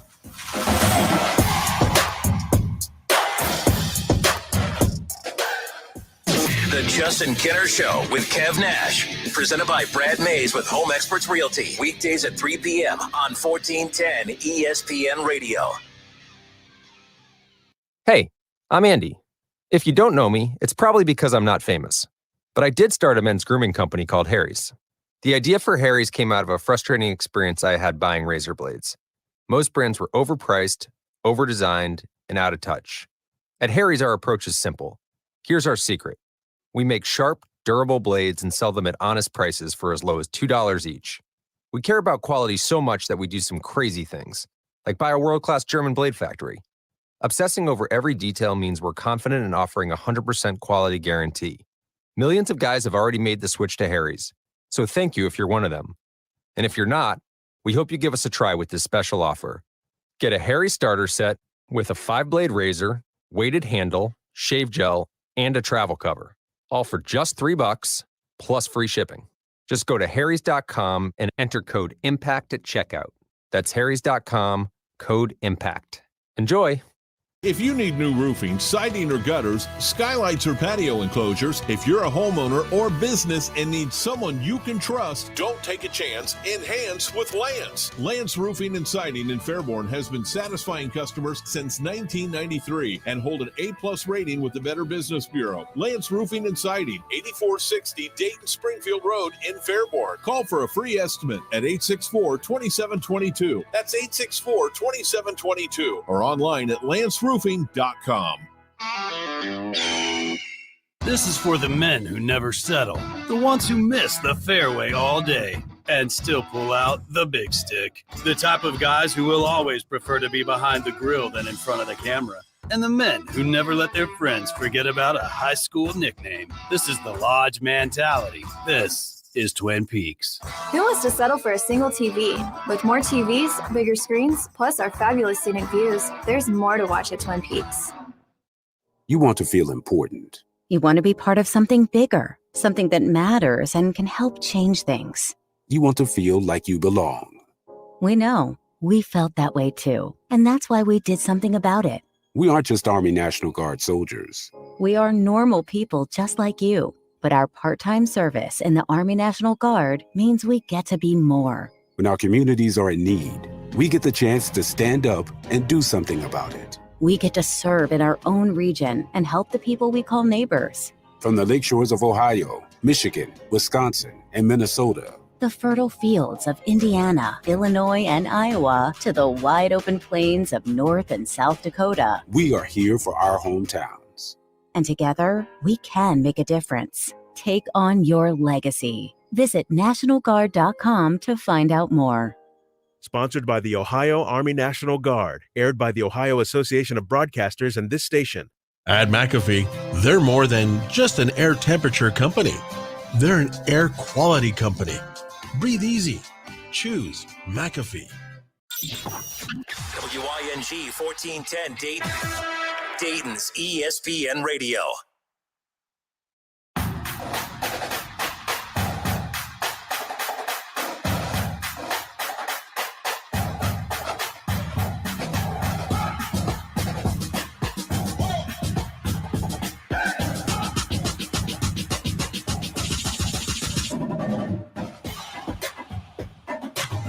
All right, it's time for our weekly little segment where we say we don't care about the rankings, but then we react to the rankings. The rankings came out today, and as usual, there's so many discrepancies in there. The bottom line is, Richard Boyd, what did I do wrong? Change shirts, the Red Sox. Oh, you mean okay. I thought you were attacking my clothing. I'm like, it's a simple black polo. What did I do now? But there you go. Yes, the Reds season is mercifully coming to an end, but that's not what we're talking here. A lot of good baseball storylines out there too, by the way. When the Reds are doing well, we do talk a lot of baseball. But when they don't, there's not a whole lot of captivating storylines out there that I feel like our audience jumps on. I do think this Albert Pujols thing is pretty impressive. I think it's pretty fascinating, actually. And I also think this Aaron Judge, historic run that he's on is pretty fascinating as well. Is he getting enough credit? We'll get to that coming up around the corner. I mean, Aaron Judge is like number one in every major offensive individual statistical category out there. How did I get that out without tripping over those words? I'm impressed with me right now. But nonetheless, it's kind of, I see a lot of people trying to discredit him. I see a lot of people try to say what he's doing in today's baseball is more impressive than anyone from the past, mainly because of the fact that, he's doing it the natural way, right? Like there is no enhancement, or at least with anything that has come across the board. But we'll talk about the Aaron Judge stuff coming up in a moment. Ron Howard, the Browns are the worst 2-1 team in the league. Thank you, Ron. Appreciate you. As always something, you contribute so well. I have no clue what I'm supposed to say to that. Thanks for your opinion, bro.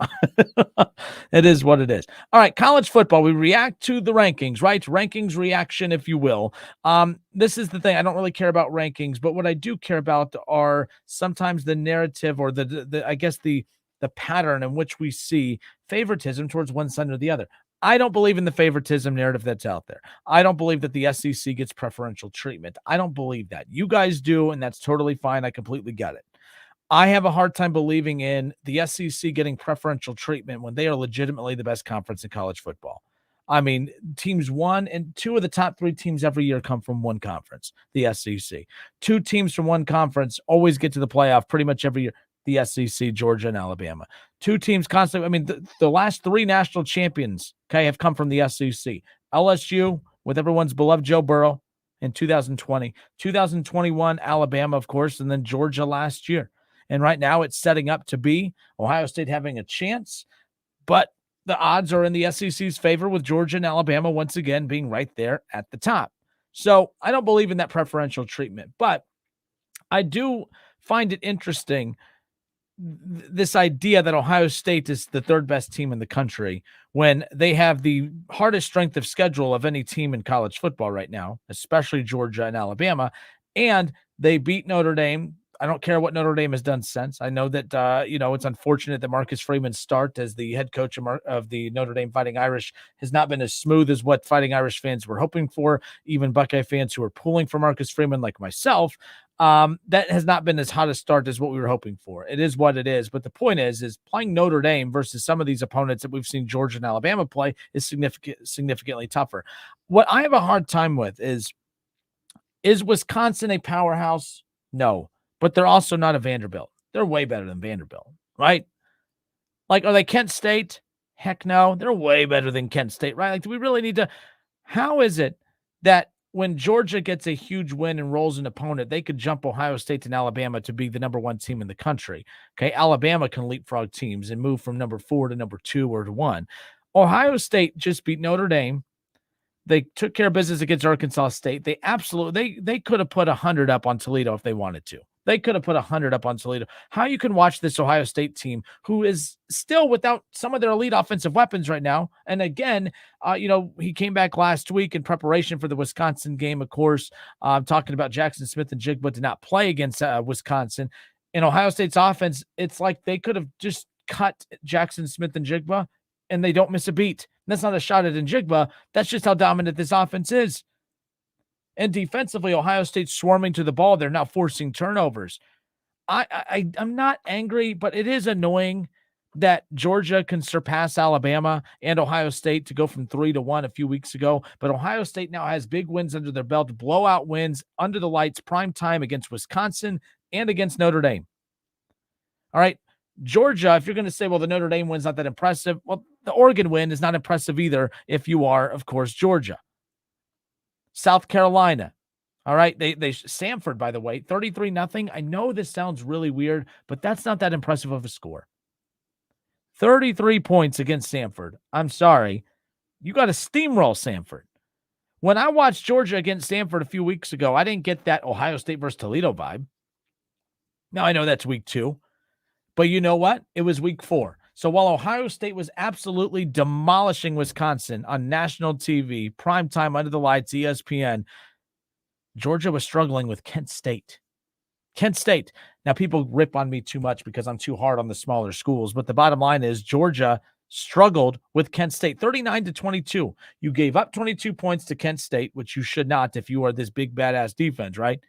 You should not be giving that up, right? But the fact that, Georgia was up 28-3 at halftime, but yet in the second half, it was 13-9. 13-9. They outscored Kent State in the second half of that game. Like, you should not be rewarded for mentally taking the game off in the second half. You weren't up by that much in the first half to warrant going to your bench early and taking starters out. That just doesn't happen. So I have a problem with that. Look, it's not the end of the world. You're not hanging banners for being number 1 in week 5 of the college football season by any means, but it is kind of strange. I don't know how you can't have Ohio State as the number 1 team in the country right now. They are the number 1 team in the country right now. We talked about last year how dominant they were offensively, that if they just had their defense That if they just had their defense catch up with their offense, how much different and elite this team would be. The defense is officially caught up with the offense. They're forcing turnovers. They're getting to the quarterback. I just don't get Ohio State's the number one team in the country, not Georgia. Georgia's going to get that preferential treatment, not because they're in the SEC, folks, but because they won the national championship.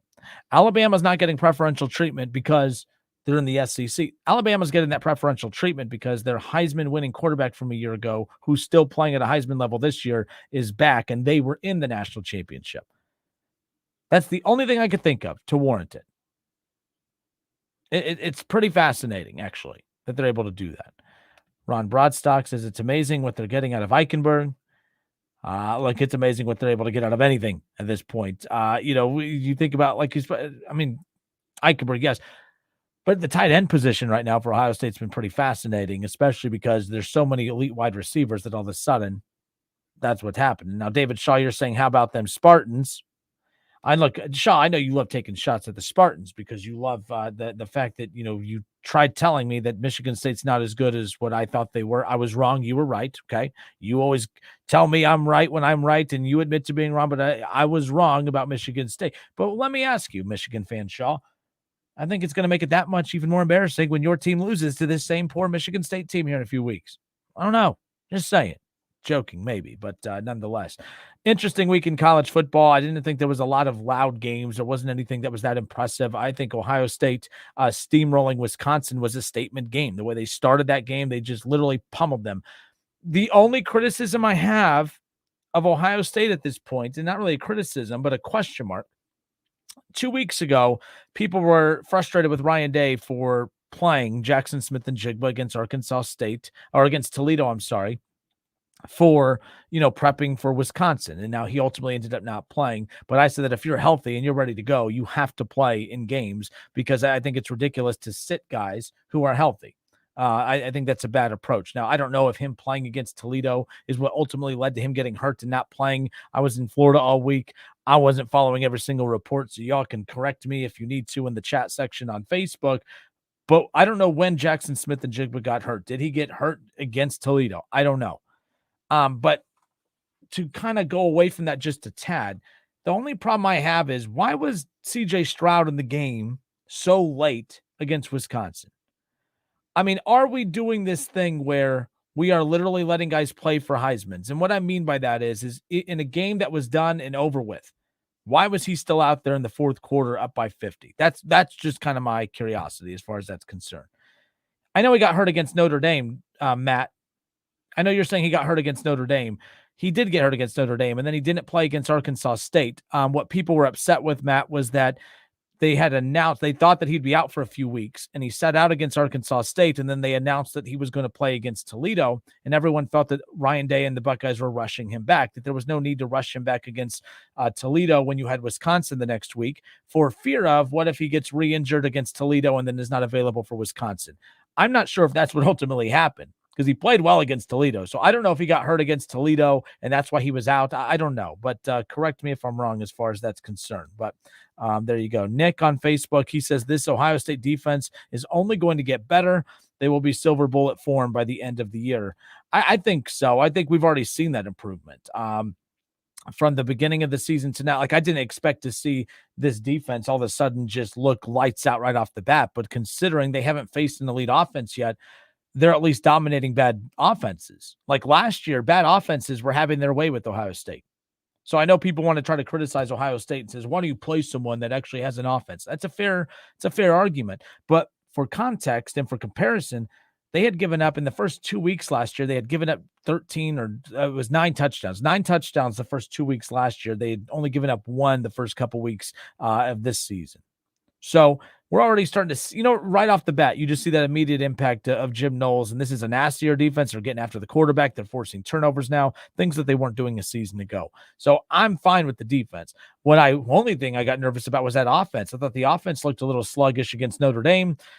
They blew out Arkansas State, but even at times still looked a little dicey, but they freaking pummeled Toledo, and then they pummeled Wisconsin. I think this team is officially at the point now where we expected them to be. I think they are the number 1 team in the country. And I think it's because I think Georgia's defense and Alabama's defense is better than Ohio State's. But the gap between their defenses and Ohio State's defense is significantly smaller than the gap between Ohio State's offense and Georgia and Alabama. I mean, as good as Alabama and their quarterback is, don't get me wrong, Heisman winning quarterback, all that. I'll take C.J. Stroud any day of the week. I'll take Ohio State's receivers. I'll take their tight end now. I'll take the offensive line right now. Ohio State is the best team in college football. Their defense isn't as good as Alabama, and their defense isn't as good as Georgia's. But you know what? Their defense is just good enough that it doesn't matter. It doesn't matter. Ohio State is going to put up at least 35 points on every opponent, at least, moving forward. Whatever it is deficiency-wise that they were experiencing in that first week against Notre Dame, I think they got all that ironed out as far as that's concerned. Ohio State, Rutgers this week, at 3:30 kick. And a weird one there, a 4 o'clock kick. It was announced today that Ohio State, Michigan State that'll be a 4 o'clock kickoff coming up here in a few weeks. Very interesting, the game times. Not a whole lot of noon kicks. The only noon kick we've seen Ohio State have was this the week 2 game against Arkansas State. But ever since then, it's been a lot of night games and a lot of early evening games into the night. Again, like what we're going to see with Rutgers, of course, and obviously with Michigan State here in a few weeks as well. So. Cade Stover, yes, absolutely, Adam. Cade Stover has just been a huge X factor for Ohio State that, believe it or not, has kind of propelled the offense to even more of a more dominant dimension than what we saw a season ago. But there you go. Let's see. Ron Broadstock, both of their starting cornerbacks are out too. This new defensive coaching staff is immediately paying dividends. Absolutely. Ohio State's the best team in college football. It's not a hot take. I'm not a homer. Buckeye fans, for those of you who've listened to me for years, whether it was filling in for Martin Neal back in the day, doing the show with Mark Schlemmer, the Justin Kinner show with Kev Nash. You Buckeye fans have hated me. Remember when, doing the Bucknut show, Ohio State fans could not stand me because of the fact that I was very realistic about Ohio State. I don't have these homer takes when it comes to the Buckeyes. People hate my Buckeye takes because I'm very critical. There's not a whole lot to be critical of. This offense is the best offense in college football. This defense is one of the best defenses in college football. But the one thing you cannot say about Alabama and Georgia is that their offense is even close to being as elite or explosive as what we're seeing with the Buckeyes. Not even close. Best team in college football, Ohio State. The Buckeyes. That's simple. We'll be right back. It's the Justin Kinner Show with Kevin Nash.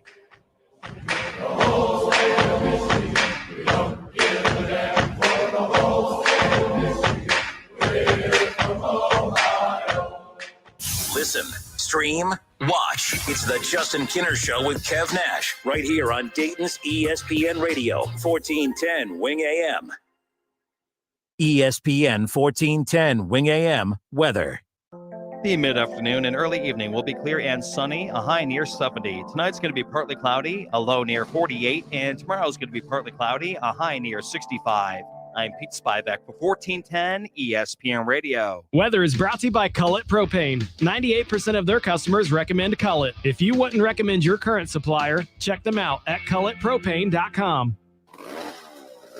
Got a project to do? Use the right equipment and rents from Arts Rental Equipment. With over 50 years experience, Arts has the best selection, delivery, and service, plus 15 Arts locations. Work smart. Rents from Arts.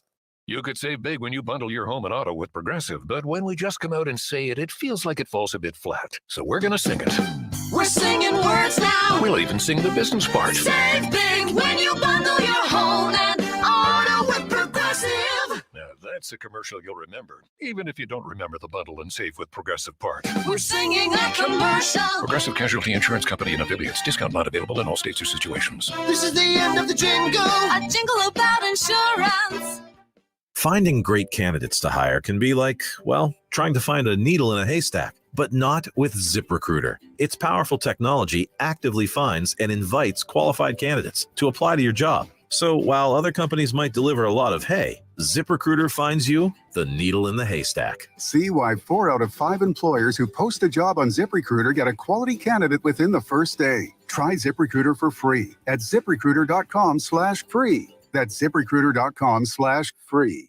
It's time for frickin' football. Frickers has a way to make this the winning season. Try a frickin' chicken taco, grilled chicken taco, or Mississippi barbecue taco for a limited time. Enjoy a 48-ounce personal pitcher of domestic draft beer. I like this kind of party.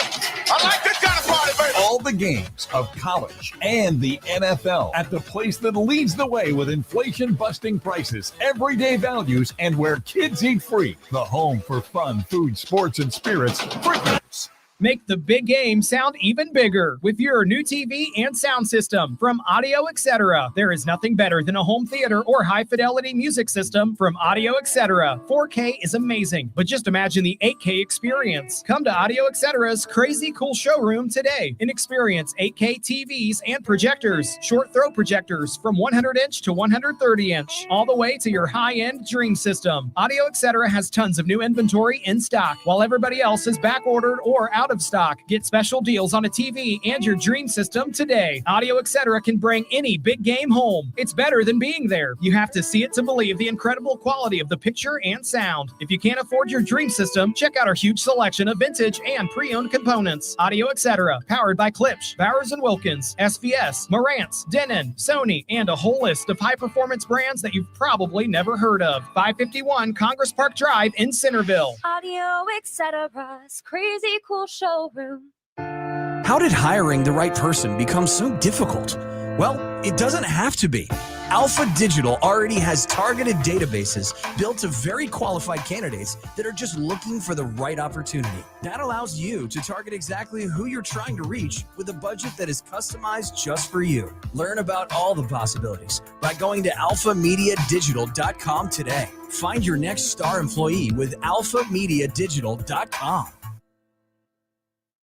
Studies show that people with good oral health are more likely to have good overall health. That's why it's so important to maintain a healthy diet, to brush your teeth at least twice a day for 2 minutes, to floss once a day, and remember to see your dentist regularly. Ohio Dental Association dentists are dedicated to providing the highest quality dental care. Ask if your dentist is a member of the Ohio Dental Association, so you know you are being treated by the best. To find an ODA dentist near you, visit associationsadvanceohio.com.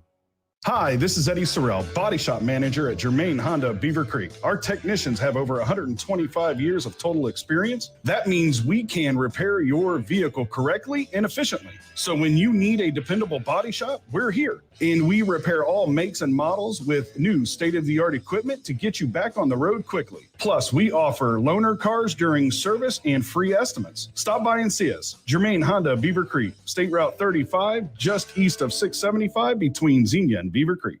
If you need new roofing, siding, or gutters, skylights, or patio enclosures, if you're a homeowner or business and need someone you can trust, don't take a chance. Enhance with Lance. Lance Roofing and Siding in Fairborn has been satisfying customers since 1993 and hold an A+ rating with the Better Business Bureau. Lance Roofing and Siding, 8460 Dayton Springfield Road in Fairborn. Call for a free estimate at 864-2722. That's 864-2722 or online at lanceroofing.com. Contractors, use the right equipment for your project and rent from Arts Rental Equipment. No storage, no maintenance, no hassle. 15 Arts locations and online at artsrental.com. Work smart. Rent from Arts. Hey, I'm Andy, and every morning I wake up thinking about shaving. When I started Harry's almost a decade ago, the shaving industry was a mess. Flashy, overpriced razors as far as the eye could see. I just wanted a great shave at a fair price. Too much to ask? I didn't think so, and that's why I started Harry's. 10 years and 20 million Harry's customers later, we're still obsessed with giving you a quality shave experience. Sharper blades, a better lubricating strip, and making our handle grippy in all the right places. All upgrades based on your feedback. And it all comes at a great price. Seriously, as low as $2 per cartridge. These days, my mornings are a little bit different. Morning, girls. But I still wake up thinking about shaving. Our starter set has everything you need for a close, comfortable shave. 5-blade German-engineered razor, weighted handle, and shave gel. Get yours now for just $3 with free shipping, backed by our quality guarantee. Just go to harrys.com now and enter code TOPDOG at checkout. That's harrys.com, code TOPDOG. The best audio entertainment this fall is on Audible. It's the home of storytelling with audiobooks, exclusive originals, popular podcasts, and more. All in one app. Sign up for a free 30-day trial at audible.com.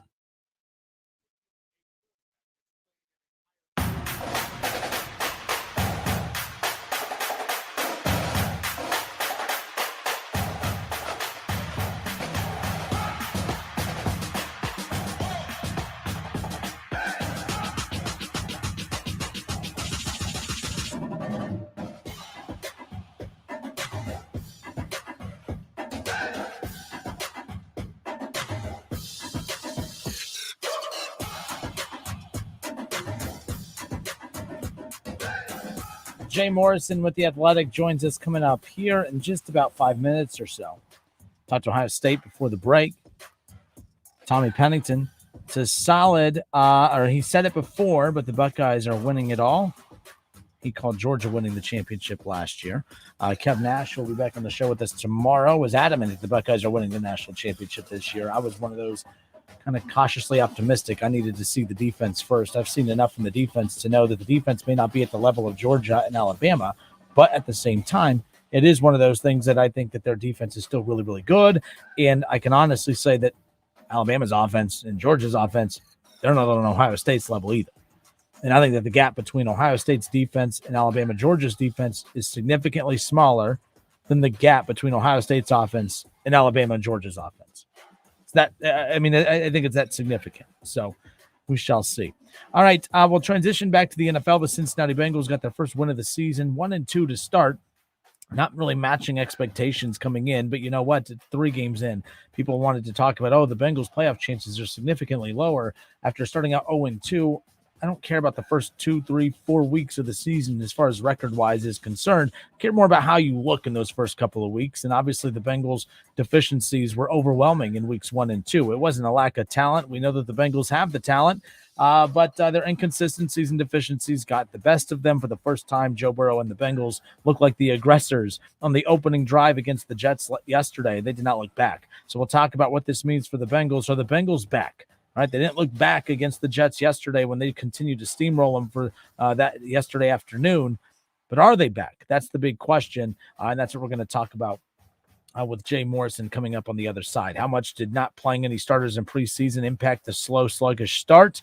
Are the Bengals back in the eyes of most? What's the feeling within the locker room? And, of course, a big Thursday showdown, Thursday Night Football, the all-white uniforms being debuted as well as they go up against the undefeated Miami Dolphins. We should be talking about a battle of undefeateds on Thursday, but the Bengals' slow start prohibits that from coming. But you know what? The Bengals don't really care. They want to get a win, and they got an opportunity at home on Thursday night. Thursday Night Football. Jay Morrison of The Athletic, Bengals reporter, joins us next.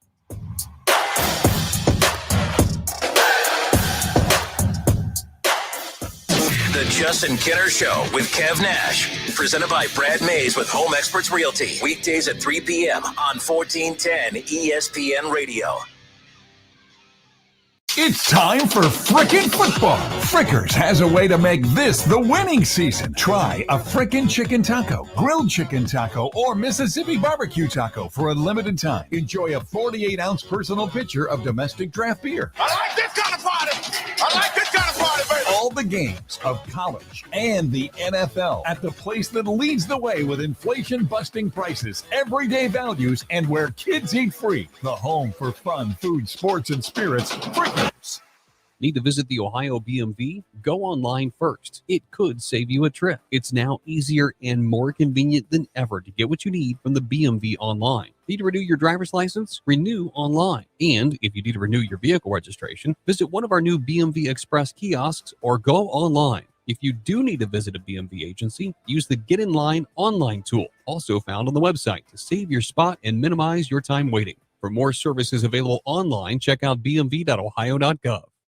Hello, this is Joe Cordell. Cordell & Cordell is a firm that practices family law exclusively. We focus on only one area of the law to maximize our strength and effectiveness as advocates for clients that have everything on the line: their homes, retirement, savings, and most importantly, their children. We're the partner our clients count on. If we can be of help to you, give us a call. Schedule an appointment with one of Cordell & Cordell's Dayton area attorneys. 2689 Commons Boulevard, Suite 100, Beaver Creek, Ohio, 45431. You can test drive your future career at RTA's interactive hiring event, September 27th at UD Arena. Candidates can get behind the wheel of RTA's big bus or small non-CDL bus to get a feel for what it's like to be an RTA driver. RTA offers great benefits, including state retirement, medical, dental, and paid time off. Join us September 27th at UD Arena from 7 a.m. to noon or 3 p.m. to 7 p.m. RTA, it's not just a job, it's a career. Find more info at iRideRTA.org.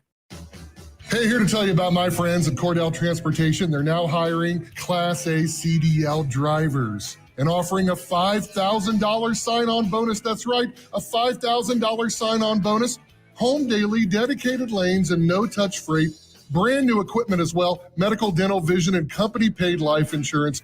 Apply online at CordellTransportation.com. Cordell Transportation, driven to succeed. Ray Magliozzi here for eBay Motors. Okay, easy now. You're teaching your kid how to parallel park. Ouch! Turns out he likes to do it by feel. Don't worry, eBay Motors has bumpers, taillights, trunk lids, license plate holders, 122 million parts. Pull up just a little bit. And headlights. They've got lots of headlights. Get the right parts at the right prices. eBay Motors. Let's ride. Progressive presents Forced Metaphors about bundling your home and auto. When you bundle your home and auto with Progressive, you get great savings and round-the-clock protection, which is as beautiful as looking your firstborn child in the eyes for the first time. Well, that's a bit much. Maybe it's more like looking your second-born child in the eyes for like the third or fourth time. Point being, the savings and round-the-clock protection are really, really magical. Forced Metaphors, presented by Progressive. Bundle and protect today. Progressive Casualty Insurance Company and affiliates. Discount not available in all states or situations. There's never any FOMO with the iHeartRadio app. You won't ever have to miss out on your favorite shows and contests with this radio station again. Radio 24/7, 365. We're here when you want us. Stay connected and listen anywhere when you download the free iHeartRadio app. Beyond Vision Art, presented by Storm Falcon Studios, is seeking multi-sensory artists to exhibit in our autumn show October 14th and 15th in the Landing Event Center at 804 Monument Avenue in Dayton. If you're an artist creating art in any medium that delivers an experience that is more than visual, but also engaging touch, taste, sound, or smell, we want you to participate in our fall pop-up art gallery for the visually impaired. We're seeking sculptors, textile artists, 3D creators, culinary makers, instrument crafters, and any other art form that engages all the senses. Deadline for entries is September 1st, but enter early to save your space. Visit BeyondVisionArt.com to submit your work or to learn more about our mission. That's BeyondVisionArt.com, bringing art out of the darkness. We are Dayton's home of the Ohio State Buckeyes. Down the sideline to the 10. It drags a defender in the end zone for a touchdown. Jackson Smith and Jigba. A 50-yard scoring strike from C.J. Stroud. He'll hit the Purdue 40. Down the left side to the 30. Henderson to the 20 to the 10. And into the end zone goes Henderson. Don't miss the Buckeyes all season long. Right here on 1410 ESPN Radio and on 92.9 Jack FM. Go Bucks!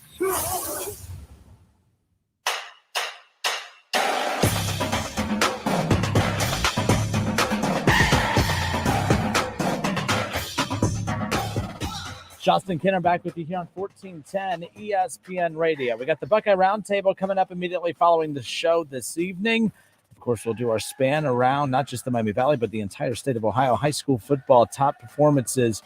Skip Mossick, Paul Keels, and the gang will have you covered. Coming up later on tonight, 6 to 8 p.m. right here on Dayton's home of the Buckeyes, 1410 ESPN Radio. We'll transition back to talking a little NFL as the Cincinnati Bengals finally got their first win of the season after a couple sluggish games to start. Of course, I even defended the Bengals a little bit ago, as much as it pained me. Steelers fans, they drive me crazy trying to, talk about how they beat the team that was in the Super Bowl last year. You didn't beat the Bengals beat the Bengals. One of the best kickers in football had to miss multiple kicks. Joe Burrow had to turn it over 5 times just so you could barely squeak by in overtime. You didn't win nothing. And that's how much I can't stand Steelers fans today, that I'm actually taking the Bengals side. But the Bengals beat the Bengals in week 1. Of course, their deficiencies got them in week 2 as the Cowboys were able to pull off a stunner there. But the Bengals made sure that there was none of that funny business yesterday against the Jets. And joining us now to talk about the Bengals' first win of the 2022 season, we got Jay Morrison, covers the Bengals with The Athletic. Jay, welcome in, sir. How are you? I'm great, man. No one knows how to make friends like you do. You can anger 2 fan bases at once. It's actually a skill. I put that on my resume. I'm very capable of making people angry. If you want me to be liked, I'm not your guy. I tell you that much. But yes, let's open up the Bengals, of course. But before we get to yesterday's win, I hadn't talked to you since the Bengals 0-2 start. It was one of those things where, there was no panic after week 1. It was just kind of a letdown. Like, you wanted to feel like, oh man, they pummeled the Steelers to open up the season after last year's Super Bowl run, pick up where they left off. It was a little deflating there, but then you lose to the Cowboys and you do it in very similar fashion to the previous week. just some of your takeaways from weeks 1 and 2 before they finally turned it around yesterday, Jay. Yeah, it was just a lot of people want to point to say that they spent all that money and they didn't improve the offensive line, and there's some truth to that that was a big part of the problem. But so much, I think, of that sluggish start goes back to the appendectomy that Joe Burrow had. What the time he missed in camp wasn't about chemistry with his receivers. These guys have all been here for his entire career. They've got that already. It was seeing different looks from the defense and reacting to different looks and knowing they were going to get a lot of different looks this year because of how explosive they were. And I just think that's where the sluggishness came from, where Joe just wasn't processing quickly enough. I think they say a win's a win. I'm not sure if they say a loss is a loss, but the fact that they lost those games the way they did on walk-off field goals on the final play of the game, it's not like they got blown out. I think that was enough to keep the panic from setting in and being like, okay, yes, obviously no one wants to be 0-2, but we're not that far away. And that was kind of the approach they took to New York and went there with some real urgency and got it turned around.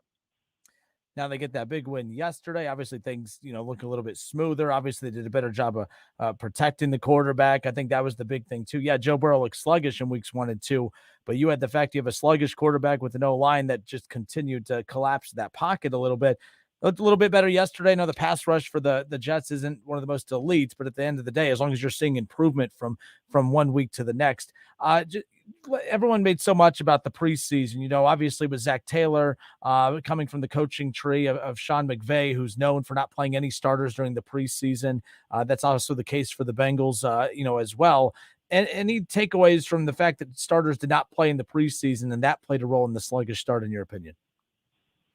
I don't think so. Like I said, I think most of the sluggish start came from the mental aspect of things, and you're not gonna see all those exotic looks and pressures and twists and all that. It's so vanilla in the preseason. It's just a matter of shaking off the rust and getting the muscle memory going. And I think we're seeing. I think more teams are going to that Sean McVay model where keeping guys healthy is far more important than, especially your key guys on offense. That's what this is, an offensive league.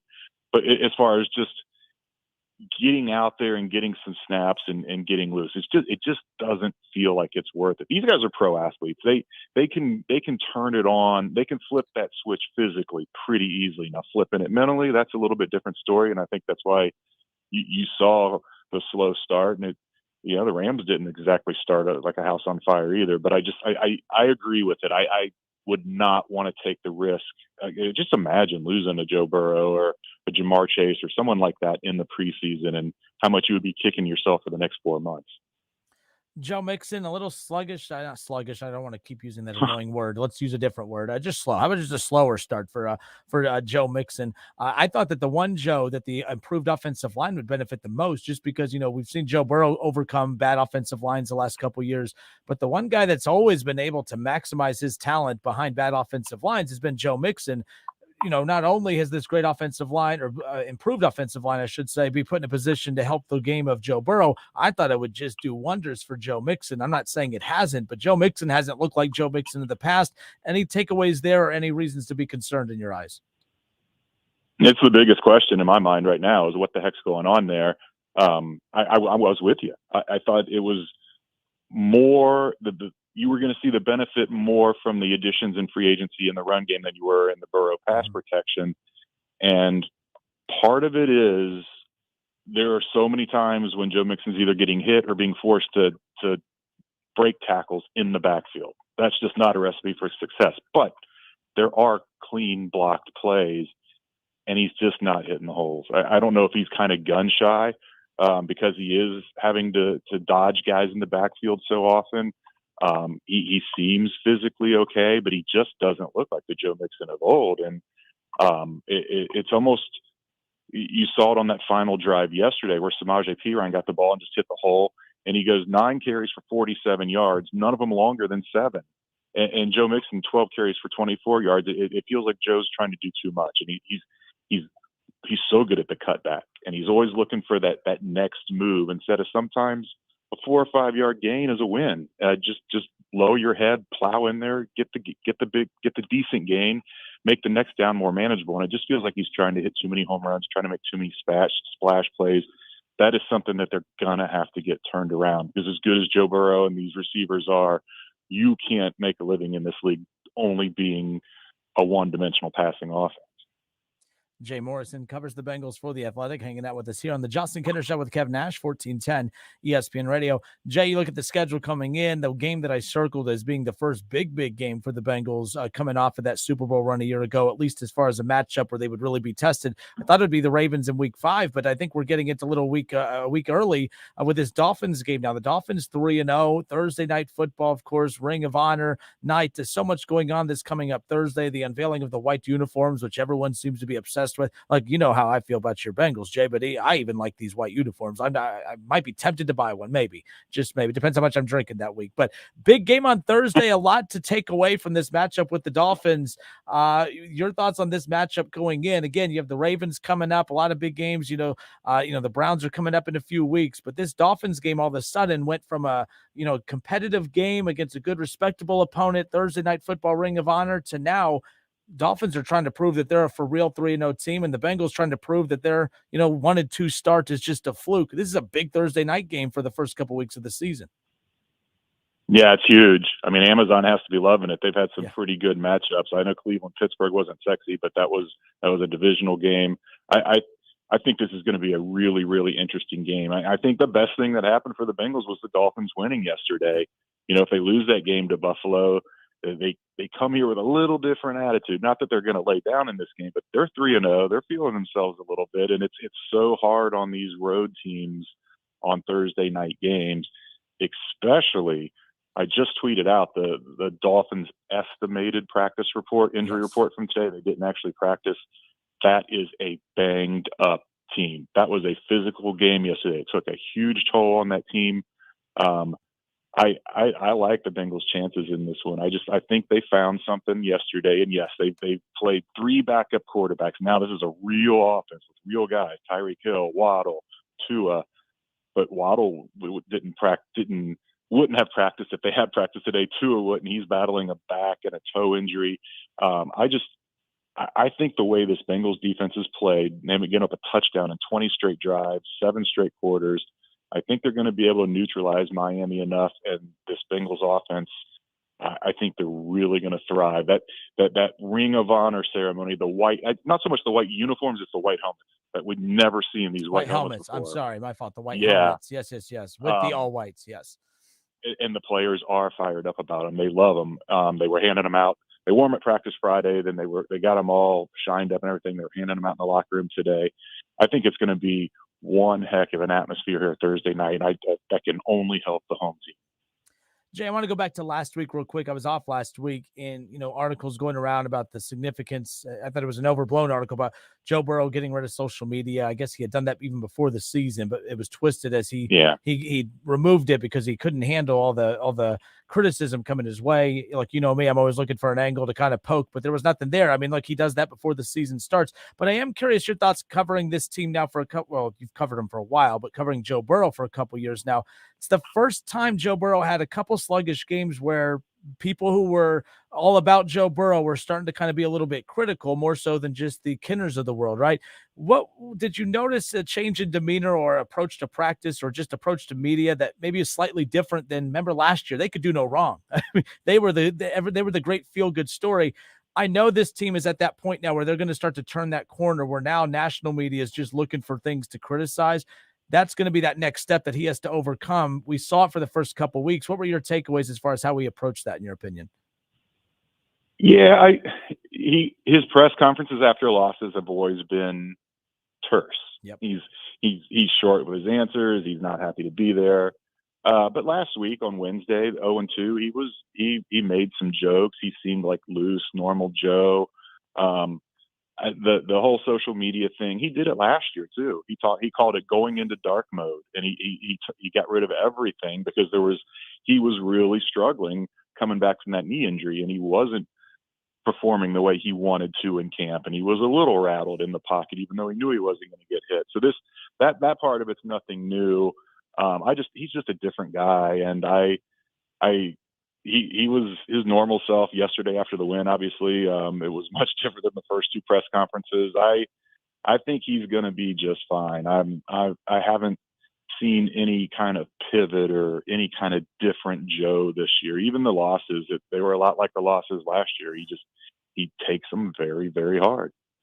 I'm a Browns fan. I'm disappointed to hear that, Jay. I was hoping that there was some kind of slippage. I was hoping you were going to bring some good news to me, but I guess that's fine too. Bengals fans rejoice. So there you go. So Halloween night. Yes. Are you going to go to the game?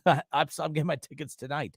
Actually, I'm actually going to the Browns and the Chargers game here in a few weeks, so I'm looking forward to that. Okay. But hey, everyone, give Jay Morrison a follow on Twitter at JMorrisonATH. He talked about that Dolphins injury report. 15 players are on this report that either did not practice or were limited in practice. So interesting nonetheless. Follow him on Twitter. You can get all that information as he continues to follow the build to the Thursday night matchup with the Dolphins. Jay Morrison with The Athletic. Jay, thank you so much. Great hearing from you. All right. Anytime, Justin. Take care. All right, good stuff. The Bengals and the Dolphins, Thursday night football, a big one coming up around the corner. But yes, the Dolphins definitely beat up, and the Dolphins, a very interesting storyline there as far as how all that's panned out. With that 3-0 start, and they beat the Ravens in that mix, that come from behind win, where they were able to beat Lamar Jackson and the Ravens, and then doing what they did against the Bills. Tua and the Dolphins, they're just that team right now that they're the hot story to start. Are they more? I kind of get the Cardinals type of vibe. Remember last year, Kyler Murray and the Cardinals, they could do no wrong. Can they sustain it? That's the big question. But I think the Dolphins will really put themselves on the map if they get a win against the Bengals on Thursday. But I think the Bengals will shut up all the critics if they get a big win on Thursday and hand the Dolphins their first loss of the season. The debut of not the white uniforms, but the white helmets. I misworded that. My fault on that. But big Thursday night football. I love when the Browns and Bengals, whether they're playing one another or just individually playing on Thursday night football, it adds some substance. By the way, I'm getting really tired of the not being able to find sports bars who carry the dang games because of the Prime, Amazon Prime. Got to do something about that. I was in Florida last week. We had one hell of a time trying to find a place that carried Thursday night football. Maybe it had something to do with not really being excited to carry the Browns. Not really sure. We'll be right back. It's the Justin Kidder Show with Kev Nash on 1410 ESPN Radio.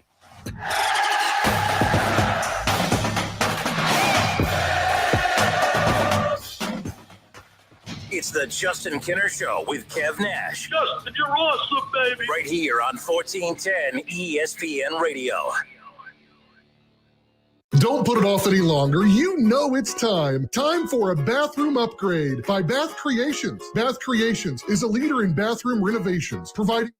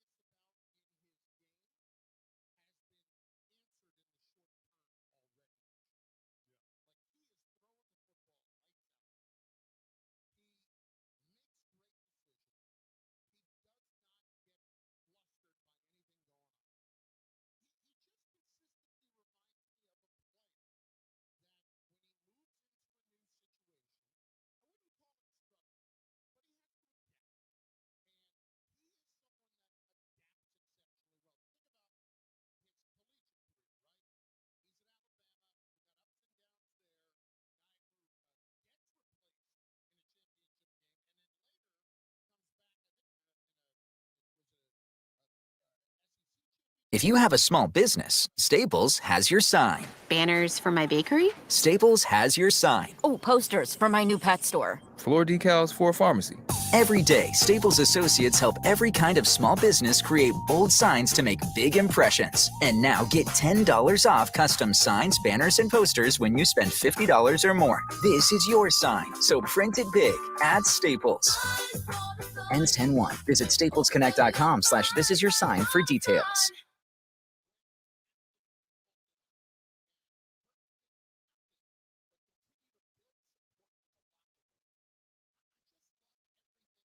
There are many ways to catch the Justin Kinner Show with Kev Nash on 1410 ESPN Radio, weekdays from 3 to 6 p.m. You can catch it live right here on 1410 Wing AM, or you can stream the show at wingam.com. But now we have another way that you can take in the show. You can now watch the Justin Kinner Show with Kev Nash live on ESPN Dayton's Facebook page. Listen, stream, watch. It's the Justin Kinner Show with Kev Nash, weekdays from 3 to 6 p.m. on 1410 ESPN Radio.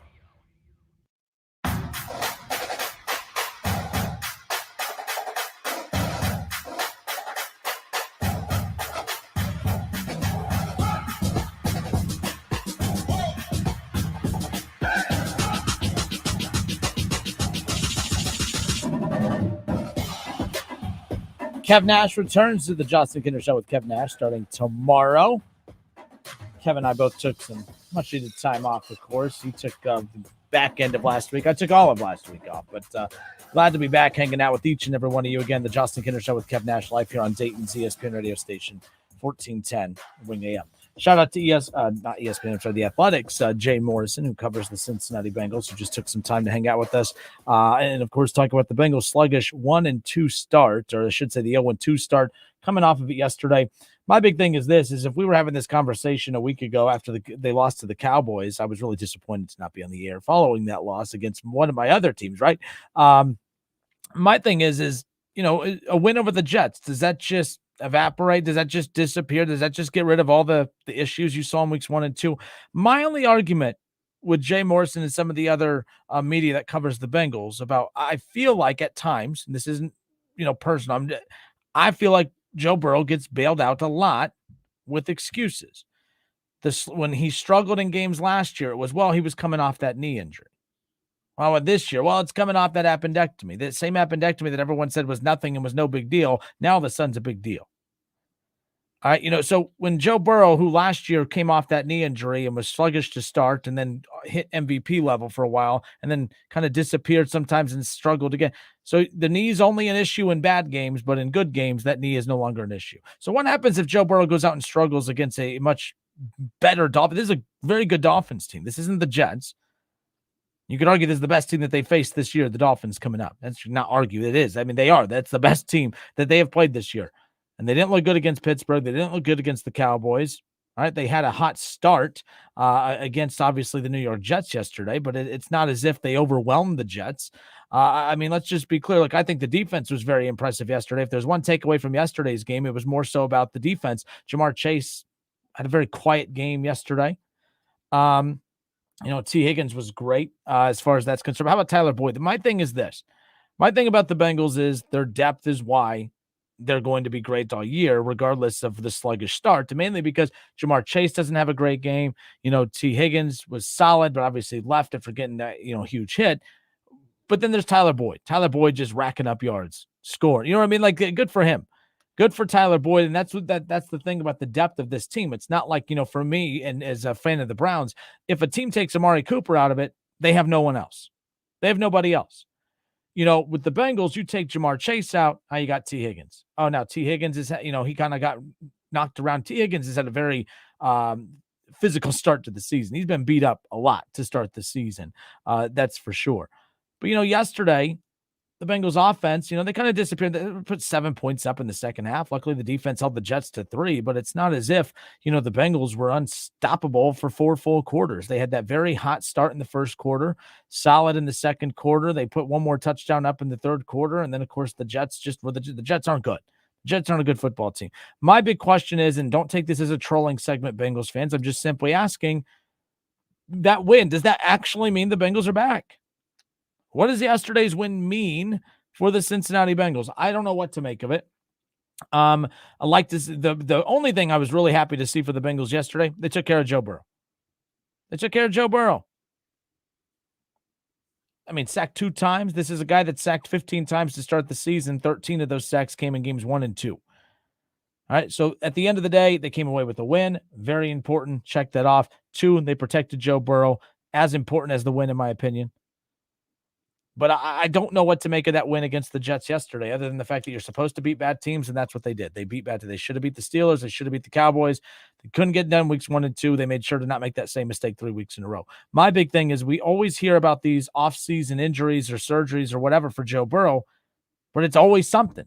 There's always a reason Joe Burrow is slow to start. You know, when things are going well, no bad knee, no appendectomy. The offensive line, who cares about the offensive line, right? But then when he struggles, well, he had that knee surgery last year. He had that appendectomy this past summer.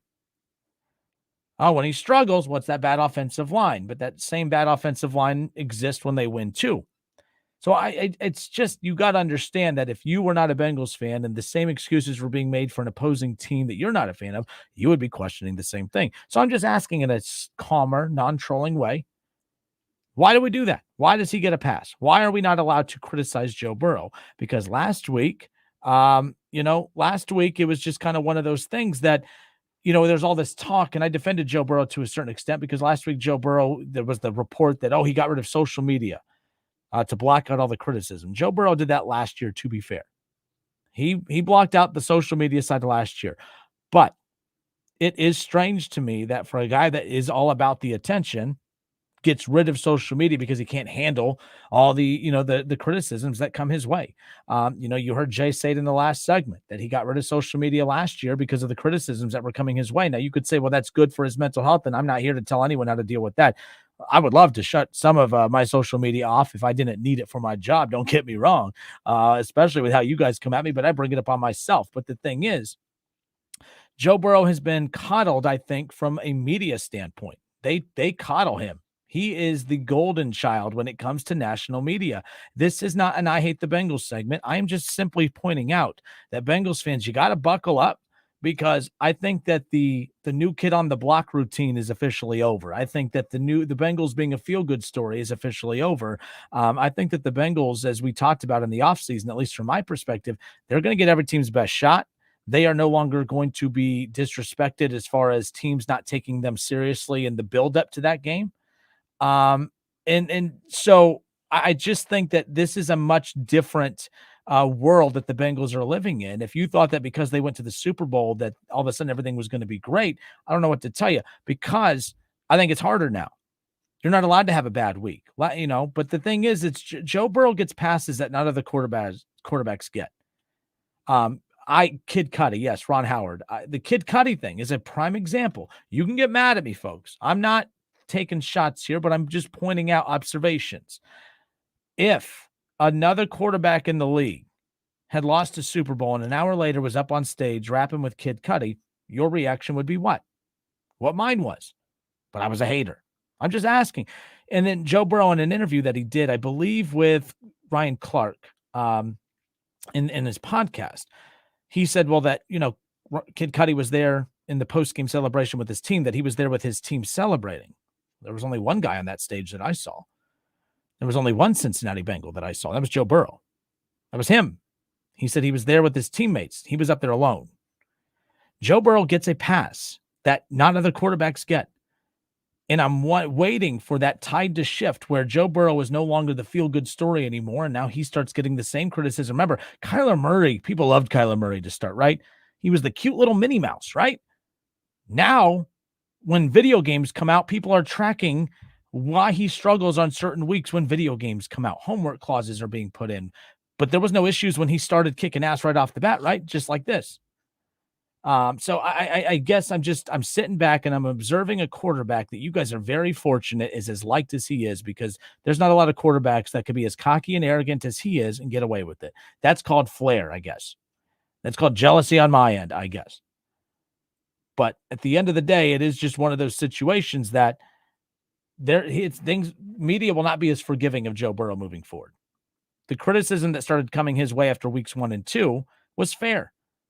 But local media was protecting Joe Burrow with the offensive line. Well, we could see that the offensive line is bad, but it's kind of hard to use the offensive line as an excuse when that same offensive line is what you thrived with last year. Why were you? And this is where Joe Burrow, in his defense, I'm defending him in this. Joe Burrow, in his defense, is being punished for his success because Joe Burrow proved last year, well, I can get to a Super Bowl getting sacked 70 times. Oh, Joe Burrow, he doesn't even need an offensive line. Look at this, get to a Super Bowl. But then when you start 0-2 and you're the most sacked quarterback in the NFL, now, oh, well, Joe Burrow, he's been sacked a lot. That's why they're 0-2. He was sacked a lot last year. 70 times to be exact. It's in the Super Bowl. I don't think we're allowed to use the offensive line as an excuse anymore. The injuries. Oh, well, he had knee surgery last year. That's why he started slow. Then he started playing well. Then when he started playing poor again, people brought up, well, that knee injury is going to be a nagging thing.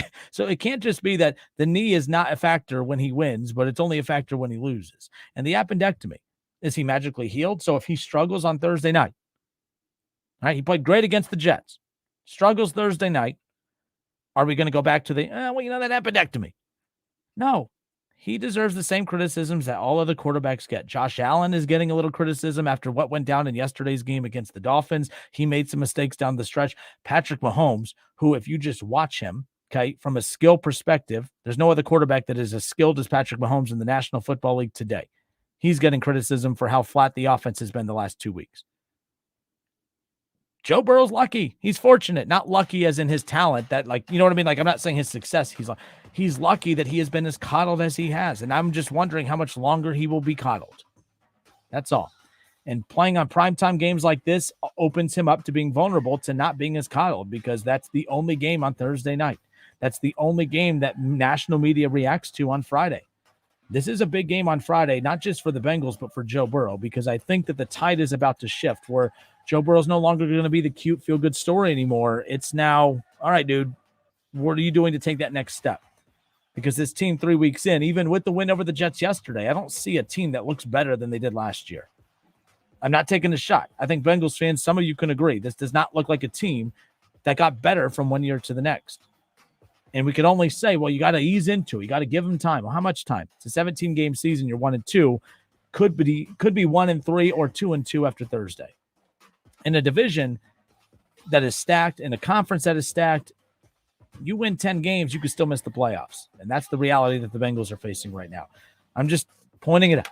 It's just an observation. You don't have to like it. That's fine. But trust me, I lived this. I was a fan of a team that had a quarterback in Baker Mayfield that when he came onto the scene, everyone loved his toughness, right? Everyone loved not his arrogance, his confidence, right? Why? Because the confidence is for quarterbacks who win. You're cocky when you lose. So Joe Burrow is considered a cocky quarterback in weeks 1 and 2, right? But he's confident in week 3. I don't know about that. But I do believe the tide is about to turn when it comes to the perception of Joe Burrow across the league. 518-1410, hour 3. Hour 3. Time flies when you're having fun. Coming up.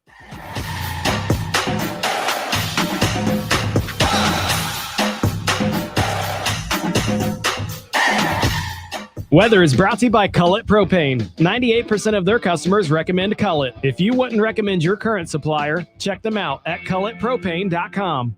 My friend and I are taking a trip to Mexico this year, but neither of us speak Spanish. So we downloaded Babbel and started learning Spanish fast. Want to get conversational in another language in as little as 3 weeks? Babbel's quick 10-minute lessons were designed by language experts to be the most efficient and effective way to learn a new language. ¿Cómo te llamas? ¿Cómo te llamas? Babbel, language for life, celebrating 10 million subscriptions sold. Now try Babbel for free at Babbel.com. That's Babbel.com. Finding great candidates to hire can be like, well, trying to find a needle in a haystack, but not with ZipRecruiter. Its powerful technology actively finds and invites qualified candidates to apply to your job. So while other companies might deliver a lot of hay, ZipRecruiter finds you the needle in the haystack. See why 4 out of 5 employers who post a job on ZipRecruiter get a quality candidate within the first day. Try ZipRecruiter for free at ZipRecruiter.com/free. That's ZipRecruiter.com/free. Don't put it off any longer. You know it's time. Time for a bathroom upgrade by Bath Creations. Bath Creations is a leader in bathroom renovations, providing the very best value in bath and shower remodeling, and proudly made in the USA. With Bath Creations, you get a beautiful modern bathroom that's safe, comfortable, and affordable. Attention first responders, veterans, and active military. Save $500 off your purchase right now. Visit Poe Avenue in Dayton or online at mybathcreations.com. And upgrade today. Houday Nation, Betfred has come all the way from England to the great state of Ohio with over 50 years of sports betting experience. No emperors, no movie stars, just a sportsbook you can trust. The Betfred Sportsbook app will be available on January 1st, 2023. Until then, download the Bengals app or go to betfredsports.com and have a chance to win Bengals tickets and exclusive merchandise. Official sports betting partner of the Cincinnati Bengals. Must be 21 plus. Gambling problem? Call 1-800-589-9966. 2000, 2008, 2022. When it comes to the economy, those are some scary years. .com crash, housing crash, and the roller coaster we're going through right now. It's a dangerous time to not know your numbers. But over 31,000 businesses have the confidence and clarity they need because they rely on NetSuite by Oracle, the #1 cloud financial system. NetSuite gives you visibility and control of financials, inventory, HR, planning, and budgeting. Manage risk, get reliable forecasts, improve margins. Everything you need all in one place. So, how do you prepare for uncertain times? The answer, NetSuite. NetSuite helps you identify rising costs, automate your business processes, and easily see where to save money. That's why 93% of customers say they improved their visibility and control when they upgraded to NetSuite. What are you waiting for? NetSuite is offering a one-of-a-kind flexible financing program. Head to netsuite.com/radar. netsuite.com/radar.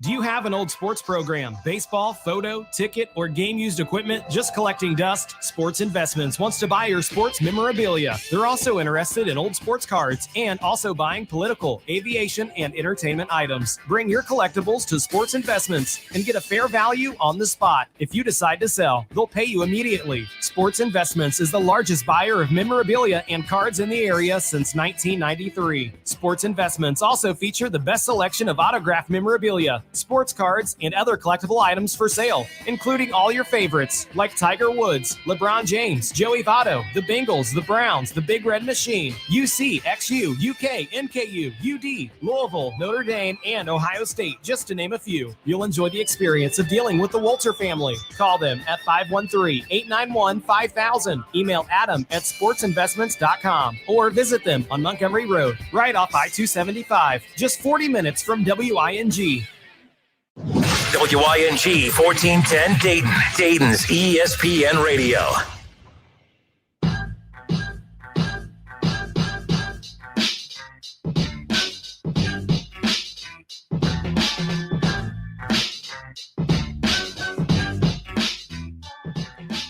Ann Anderson, shout out to Ann. Ann says, please, it's week 3 of the NFL. This is baseball season. Please leave the NFL for when it is relevant in about 10 weeks. Baseball has incredible storylines with Pujols and Judge. There are other sports besides football. Your NFL bias is showing. You have other listeners who are not necessarily football fans, but I do love baseball. We are in baseball playoff season. And you ask and you shall receive. You are very right.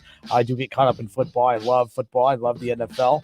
I think I shy away from baseball talk more than I should because I'm just jealous of talking about all these playoff teams while we continue to have to watch a train wreck of a team an hour south from here. But, Ann, you are right. So there you go. I don't admit I'm wrong often. Actually, do more than I used to. But we will talk about playoff baseball right now. So with that being said, yes, the big storylines in baseball right now is, and the reason this feels like a throwback season for baseball is because this is why this season's bad for baseball. Okay, hear me out. This season is bad for baseball because, as Ann said, you talk about Aaron Judge, you talk about Albert Pujols. Albert Pujols and Aaron Judge are the two most talked about storylines in baseball right now. You know why that's good for baseball is because it's throwbacks. We're talking about throwback baseball right now. Because when baseball used to be a main talking point on sports talk radio, okay, across the country, it was about the history. It was about the significance of the records, right? It was about these home run chases. It was about these historical milestone chases. That's what we're witnessing right now. We're witnessing that with Aaron Judge. in his pursuit of the regular season home runs, right? Like we're witnessing that with Albert Pujols, who just finally accomplished his 700th career home run last week, right? Like this feels good to be a baseball fan again, as Ann just said, because for the first time in a long time, we're talking about historic milestones that are, being achieved by individual players and teams. And it's fun to watch. It's fun every time I turn on the TV and I'm seeing the away team react as if they're in St. Louis live watching Albert Pujols break that record. Los Angeles was perfect for that city. Was perfect for that setting, I should say, for Albert Pujols to hit his 700th home run. I can't believe I've always hated Albert Pujols as being a Reds fan, right? But I get so jacked to watch him stand in that box now. I'm the biggest Cardinals fan in the world right now as we approach the postseason coming up here shortly. And Aaron Judge, a throwback season. Okay, in a game today, like everyone says all the time, back then, the reason that baseball allowed steroids to happen is because chicks dig the long ball and the home run is what saved baseball. I don't necessarily think the home run saved baseball. I think that the stars saved baseball. Guys, there's a lot of stars in baseball today that hit home runs, but they don't look like Aaron Judge. They're not built like Aaron Judge. They don't look like legitimate superstars. Like if you look at Bryce Harper, he has a little charisma to him, but he just looks like an everyday dude. Aaron Judge looks like the guys that I remember watching growing up that didn't look like your everyday people. Like, you know what I mean? Baseball is always intriguing because guys like me can look at a guy like Altuve and others who are 5'5", 5'6", 5'7", and feel like, oh man, I could do that. I can't, but maybe I could. I think the reason we love professional sports is because we are watching these gladiator men and women who are not built like us common folk, right? And doing things that we couldn't even dream of doing in our wildest dreams. Aaron Judge is built like that. Albert Pujols is built like that. People say guys like Altuve and stuff that are great for the game. They're good complementary stars to the game, but they can't carry the sport. The sport hasn't been carried in a while. Aaron Judge is carrying it this year. A throwback with Albert Pujols carrying the sports storyline this year for baseball. I love it. This is the most into baseball I've been in a while. By the way, shout out to the Cleveland Guardians, by the way. All right. You know what I mean? Like we were talking about the team in Ohio that's not doing what they're supposed to. Well, the Guardians, the Reds are trying to rebuild and are worse than what a rebuilding team should look like. The Guardians are trying to blow it up and they keep accidentally winning their damn division. It's so frustrating. It's frustrating, but it's very cool to see. I'm talking about how great the city of Cleveland is right now with the Browns being as hot as they are, the Guardians now winning their division, the Cavaliers with Donovan Mitchell, NBA Media Day today. I mean, the city of Cleveland, that's a fun sports city right now. But shout out to Albert Pujols and shout out to Aaron Judge and the Yankees for making baseball relevant again here in the month of September heading into October. Because this is why I said it's almost bad for baseball. Because right now, when are we going to talk about this again? Maybe Aaron Judge challenges Barry Bonds' regular season home run record. That maybe if he can't get to it this year, is on pace to do it again next year, right? Maybe we see more guys start to do that. But the bottom line is, this hasn't happened before. This hasn't happened in over a decade. Is this going to be a thing now moving forward where individual players are chasing these not just career individual milestones, but these historic significant milestones to break records in baseball? Aaron Judge is doing that. And I can't tell you the last time a player was doing that from today's ilk. Even, you look at the fact that Albert Pujols is a perfect blend of the old, right? Early 2000s player who's chasing these significant records. I would hope that some of the players we're watching today, 20 years from now, if they're still around, are chasing history. I just don't see it happening. There's not enough at-bats for these guys. There hasn't been enough home runs hit. There hasn't been enough opportunity. You know what I mean? Like, it's crazy to me. It's unfortunate to me. But I love it. I think it's bad for baseball because it's a reminder of what baseball used to be and what it isn't anymore. I always say that about Tiger Woods. Tiger Woods is bad for golf. Golf purists roll their eyes. They turn my show off. They say I'm an idiot. Tiger Woods is horrible for golf, in my opinion, because every time Tiger Woods shows up at a golf event and ratings go through the roof and sports shows clamor to it, the second Tiger's done, we're done. That's an unhealthy sport. When your sport is so dependent on one player, that's an unhealthy sport. The NFL, it doesn't matter if we're talking Jets or if we're talking Bengals, if we're talking Tom Brady and the Bucks or Tom Brady's Patriots back in the day. That's the healthiest sport out there. There are stars everywhere. The bad teams get talked about. The good teams get talked about. It's not regional. I love that. It's a healthy sport. The NBA, say what you want. Oh, no one watches the NBA. Go woke, go broke, blah, blah, blah. Yeah, save that fodder for someone who cares. The NBA is a healthy sport because the NBA, Michael Jordan was the NBA to people. People still watch the NBA post Michael Jordan. No one watches golf after Tiger Woods. No one. You have your golf purists who do, all right? But golf isn't growing ratings-wise and all that. It took live golf to make golf relevant again. Tiger Woods is bad for golf for that very reason. Tiger Woods is a constant reminder that golf is dead. It's true. Serena Williams. Why don't you guys talk more tennis? No one cares about tennis. People care about Serena Williams. You know what I mean? Like, that's the thing. No one cares about Serena or about tennis. They care about the Williams sisters. They care about Serena.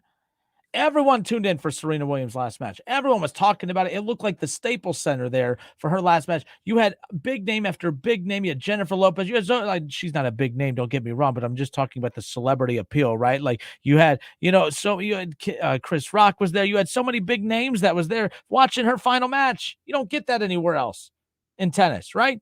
Serena's gone. Tennis is gone. Bye, tennis. Thank you. It's been fun. Serena's bad for tennis. Tiger's bad for golf, and Albert Pujols and Aaron Judge are bad for baseball because they're all constant reminders. The sport is dead. It's not healthy. You know what I mean? Like, we should be talking about the postseason races. People don't care about the postseason races. And I love you to death, Ann. I'm not taking a shot at you here. I know you do. But there's not as many Anns as there used to be. Like, that's what I love. Ann, like, I love your passion for baseball. Your passion for baseball it's old school, and that's how it used to be. And I wish that's how it was because I grew up a sports fan, and I remember how big baseball was with all the different individual record chases, whether it was pitching records, hitting records, home run records, managing, going after, top managers of baseball. These managers are all no names. That's why I love Dusty Baker. That's why I love the fact that Tony La Russa is still managing. People say how bad it is that he's managing today's baseball. If he ever gets the White Sox on a playoff run into the World Series, I'm a big Tony La Russa fan. And I hated Tony La Russa growing up. But Tony La Russa is a legitimate manager. He's a star. Managers were stars when I grew up. Bobby Cox. You know what I mean? Like, there were so many stars that were managers. In the NBA, the coaches were as much stars as the players were. It's not a thing anymore. Drives me nuts. I miss that. But it's just, as much as I love this home run chase for Albert Pujols and Aaron Judge, it just reminds me, as much as I'm enjoying it, it just reminds me of watching Tiger golf, watching Serena's final match. It's just these things that are getting the non or the old baseball fan or the casual baseball fan or the non-baseball fan. It's getting these folks to watch. But when Albert Pujols retires, out goes that fan base. When Aaron Judge picks up to just being a 30 to 40 home run hitter next year, hopefully not, people aren't tuning in late anymore. I don't know why these playoff chases, they don't mean as much anymore. These pennant races don't mean as much anymore. I don't get it. I don't know why. And then there's awesome people like Ann who it still means a lot to them. And I credit you. And I feel bad that not more people in the world get to experience that passion that you experience for this. But I'm with you. And you are right. We should be talking more baseball at this time. And I think 6, 7, even 10 years ago, this would be a lot more baseball talk, not more than football, but as much as football. I just feel like baseball's kind of lost a little bit of its luster a little bit. And at least we're able to talk about Aaron Judge and Albert Pujols. But they're a constant reminder that the sport is not what it used to be. This is what baseball was. Record chasing. Tuning in to watch milestones be reached, right? Like, that's not what baseball is anymore. It's always, oh, you're putting gunk on baseballs and cheating. You're banging on trash cans and cheating. It's always cheating scandals. Pete Rose, it's always cheating scandals. It's frustrating because there's great fans like Ann Anderson who tune into this show and sports shows around the country that just want to hear about baseball and hear it be talked about like the way it used to. And Ann, I'm not telling you I won't. I'm just telling you it's kind of hard to do. It's not like it used to be, and that's what's unfortunate. 518-1410, 518-1410. That's the number to call and jump in on the conversation. Am I wrong? Am I wrong in saying that Albert Pujols' 700 home run chase and Aaron Judge's regular season chaser? Am I wrong in saying that it's almost bad for baseball because it's a reminder of what baseball used to be, and it's a reminder that this isn't baseball. That's not baseball anymore. Albert Pujols, we talked about this a few weeks ago. What's the next major milestone that we're going to be circling on the calendar? Miguel Cabrera, he's a shell of himself. He can't do anything anymore. That's what makes this Albert Pujols run even more significant. Randy Bertholf on YouTube, shout out to Randy. He says, got to pull for Julio Rodriguez in Seattle to continue the path that he started this year for the next 20 years.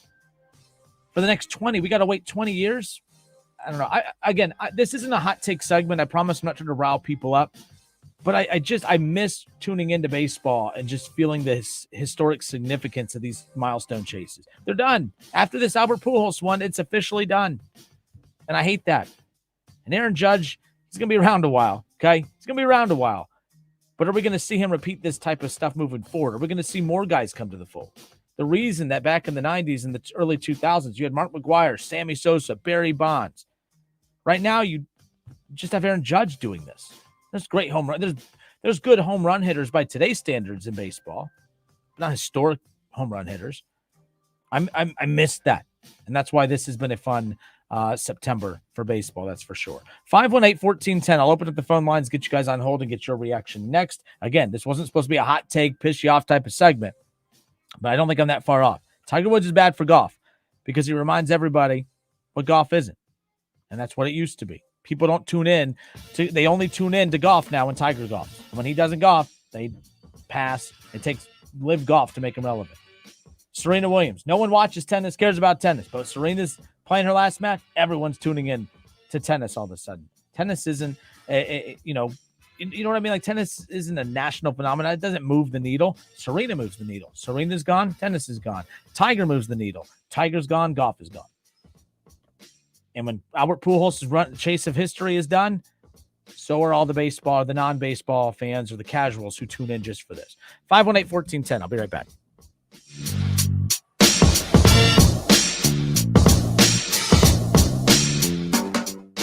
The Justin Kinner Show with Kev Nash. Presented by Brad Mays with Home Experts Realty. Weekdays at 3 p.m. on 1410 ESPN Radio. ESPN 1410 Wing AM weather. The mid-afternoon and early evening will be clear and sunny, a high near 70. Tonight's going to be partly cloudy, a low near 48, and tomorrow's going to be partly cloudy, a high near 65. I'm Pete Spivak for 1410 ESPN Radio. Lee's Famous Recipe Chicken is excited to announce their new delicious spicy bourbon chicken sandwich is here. It's the best of both worlds. Their spicy bourbon dippers that you love brought into a sandwich you'll crave. It's made with their famous spicy chicken sandwich, smothered in their special bourbon barbecue sauce, dripping with flavor on a brioche bun. Enjoy it in a combo with your favorite side and a drink, priced just right at only $6.99 and only available at Lee's Famous Recipe Chicken Miami Valley locations. Lee's, famous for spicy bourbon chicken. When I got the news, I was shocked. I was scared. I was angry. When I heard it could be treated with the right care, I was relieved. I was happy. I was given a second chance.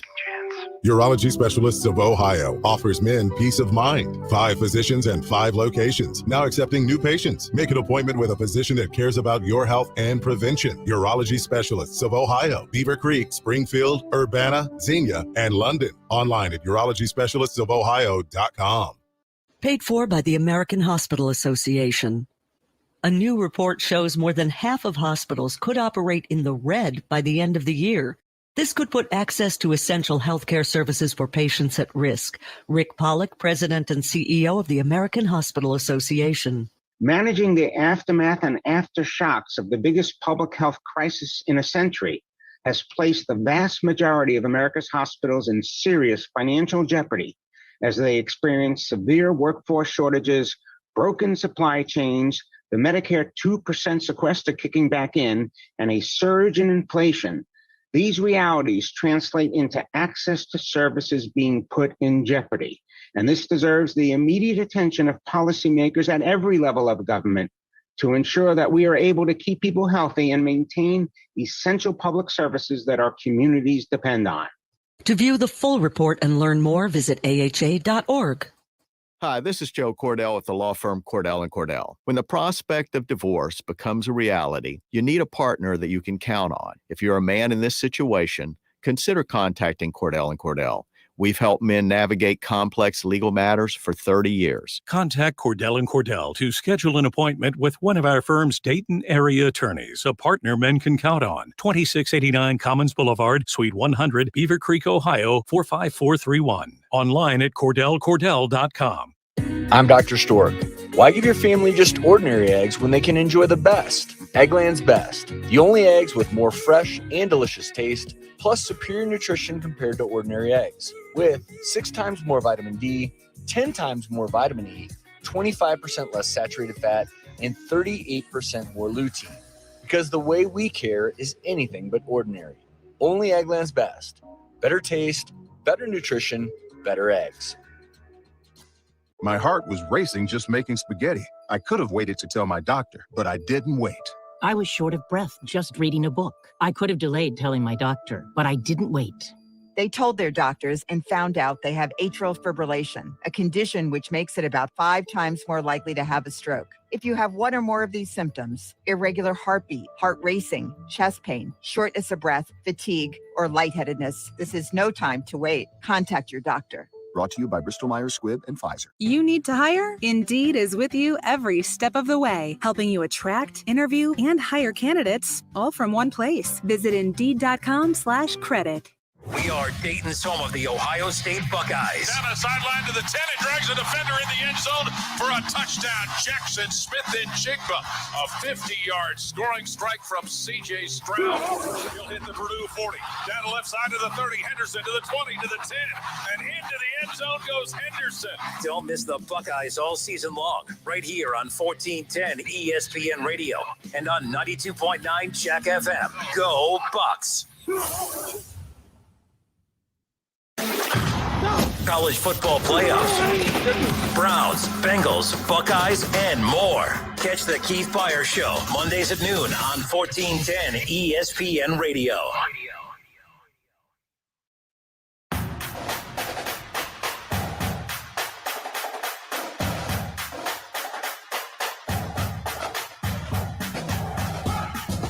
Buckeye Roundtable coming up immediately following the Justin Kinder Show with Kev Nash tonight here on 1410 ESPN Radio.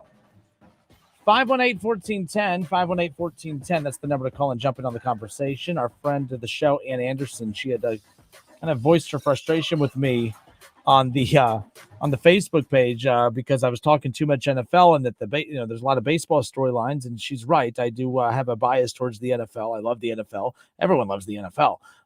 But I could sneak in some baseball talk, that's for sure.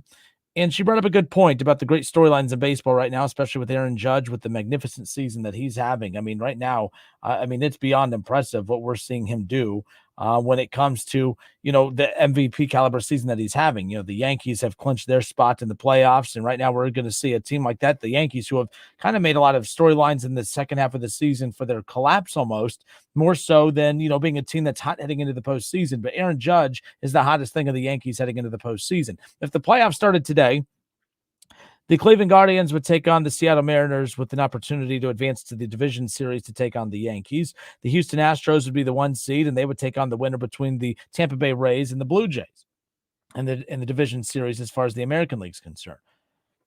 National League, Dodgers would be the 1 seed, Mets would be the 2 seed.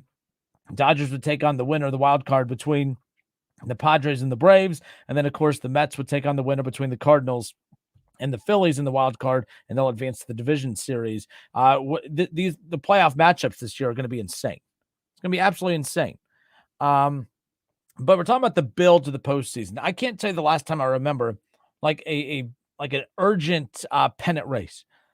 And there's always urgency. There's always storylines as far as oh man, this team has X amount of games, X amount of wins they need to get to clinch the division. They have someone kind of coming up quickly on their heels. That exists every year. But what was the last one that really moved the needle, that got the attention of the entire country, or at least, you know what I mean? Entire landscape of Major League Baseball. Baseball is very regional. It doesn't happen. Baseball used to not be regional. It's regional now. So when Ann brought up the storyline of Albert Pujols and the pursuit of the 700th home run, non-baseball fans care about Albert Pujols' pursuit of 700 home runs. It reminds me of what baseball used to be. People cared about records. People cared about historic milestones being, passed. That's just the reality of it. Aaron Judge, with the magnificent season that he's having, we've never seen anything like this. We've never seen anything like Aaron Judge, who's first in home runs, first in RBIs, leads the league in batting average, now leads the league in runs scored. I mean, that's the thing. Like, it's just unbelievable. He's first in the league. He's drawn the most walks. He's drawn over 93 walks. He's scored over 123 runs. He's hitting over 300, over almost 130 RBIs, over 60 home runs. I mean, OBS, on base percentage, he's first. Slugging percentage, first. OPS, first. Wins above replacement, first. This is a great storyline for baseball, but all it does is remind me of what baseball is not, and it's what it used to be. This is what it used to be. Us talking about these pennant races, talking about Albert Pujols' pursuit of a big-time milestone. But Albert Pujols will be this pursuit of 700. It's the last significant milestone that we'll ever see as baseball fans, in my opinion. We're going to have to reshape what milestones we pay attention to and which ones we decide to care about, because the ones that actually matter, like the home run, it doesn't matter anymore. Maybe Aaron Judge does it. He's a little older right now. Not older, but he's older as far as like when we talk about the young stars of baseball. Albert's not as young as you think. Right? Aaron Judge is not as young as you think. But this has been a great season for Major League Baseball. We're not talking about cheating scandals. We're not talking about banging on trash cans and sign stealing and putting goop on balls, pitchers cheating when it comes to that.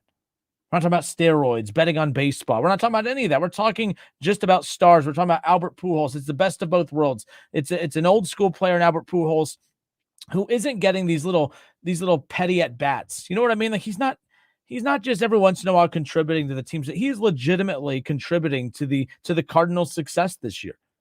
He is a main cog of their success this year. That's what's most fascinating about it. Good for him.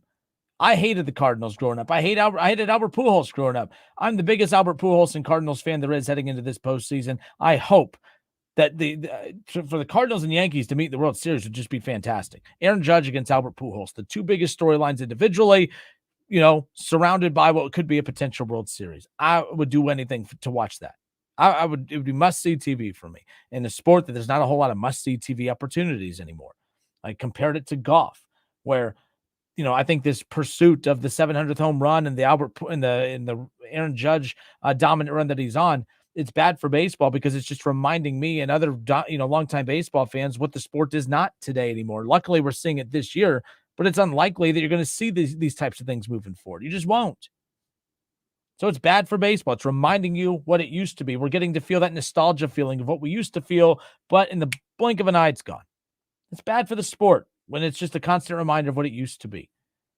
Tiger Woods comes back. Everyone loses their mind, loves golf. Tiger Woods leaves. Golf's that thing that, you play when you retire. Tennis.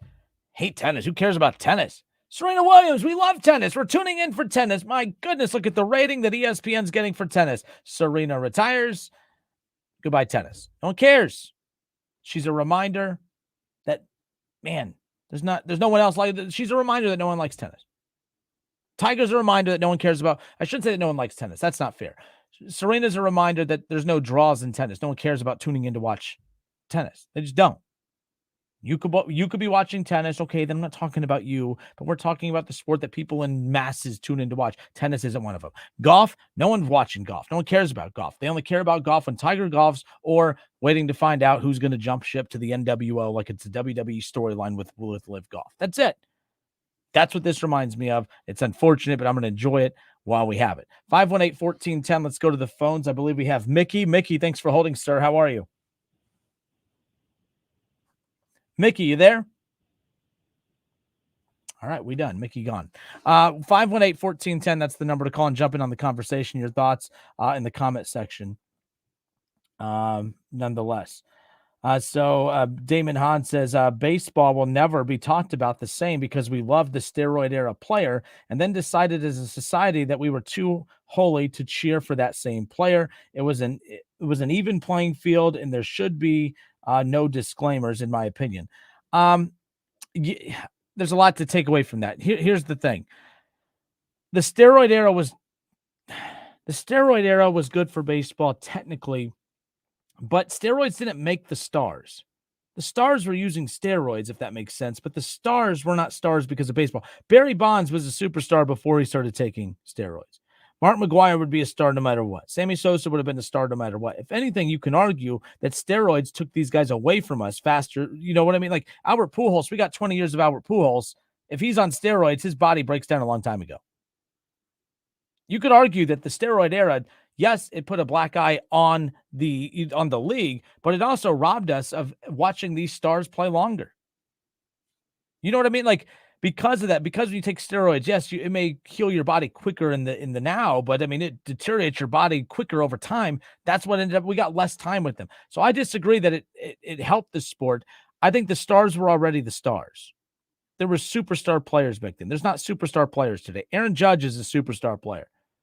Mike Trout is as boring as it gets. Pass. If the Reds tried to get Mike Trout, I would actually be against it. That's how much I dislike Mike Trout. Boring, yawn, no thank you. He's not a superstar. He's Joey Votto on steroids, not literally. He's just a guy that has good numbers that is not a draw. Joey Votto is not filling up ballparks around Major League Baseball. Mike Trout's not even filling up ballparks around Major League Baseball. Shohei Ohtani does that for him. Aaron Judge, when the Yankees come to Great American Ballpark next year, I will be at Great American Ballpark next year. I'll be watching Aaron Judge. He is must see. You have to go see him. There's not a lot of players in baseball like that. It's just not. Trout's definitely not one. Aaron Judge is. Shohei Ohtani is. That's about it. Not a whole lot of must-see guys in baseball. There's must-see guys in the NFL. There's must-see guys in the NBA. Golf has Tiger. Tennis had Serena. That's about it. Baseball does not have that in masses. That's for sure. But yeah. And for people who say that steroids brought us the long ball, did you know there's more home runs hit in today's game than at any point during the steroid era? So if home runs were what people were tuning in for, then why aren't the ratings better for today's game? It's because people weren't tuning in for the home runs. They were tuning in for the superstars that were hitting them. Now everyone hits home runs. It's not, you know what I mean? Or maybe back then the home runs mattered because there was only select few who were good enough to hit them. Now everyone's hitting them and it kind of waters it down. Does that make sense? Maybe that's what it is. Because I feel like back then it wasn't the home runs being hit. It was who was doing the home run hitting. Today's game, everyone's hitting home runs. And it's not like it's making people flock to the ballpark to watch it. Just not. Earlier, we had Jay Morrison with covers the Cincinnati Bengals with The Athletic join us. We talked about Joe Burrow and his early season struggles, what it meant to get that first win over the Jets, and, of course, previewed what's going to happen against the Dolphins coming up on that big Thursday night football matchup. That is, to me, for a September game, I can't tell last time a Thursday night football game had this much meaning to it, if you will. So much, because I think we will have a true narrative after Thursday. I don't know what to make of the Bengals 1-2 start. I don't know what to make of the Dolphins 3-0 start. But if the Bengals are 1-3 4 weeks in, that's a problem, Bengals fans. And if the Dolphins are 4-0 after 4 weeks, that's huge for Tua Tagovailoa and the Dolphins, who have been involved in a lot of weird storylines when it comes to paying coaches to tank and all the other, craziness that surrounded those allegations. So it's just one of those situations that, to me, for a Thursday night football game, this is huge in September. For a Thursday night football game in September, it's huge. Can't remember the last time a big Thursday night football game happened. This will shift the direction of how we view the AFC on Thursday. I think it's that big. It's that big. A 1-3 start for the Bengals? Holy moly. Even the biggest hater in the world like me did not anticipate a 1-3 start for the Bengals. But it can happen. I think there's a good chance it does. Tua's legit. That offense is legit. Just saying. 518-1410. We'll be right back.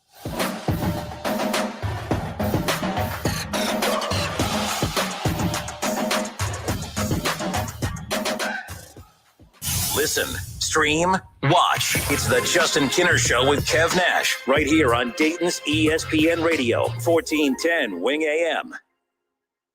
It's time for Frickin' Football. Frickers has a way to make this the winning season. Try a Frickin' Chicken Taco, Grilled Chicken Taco, or Mississippi Barbecue Taco for a limited time. Enjoy a 48-ounce personal pitcher of domestic draft beer. I like this kind of party.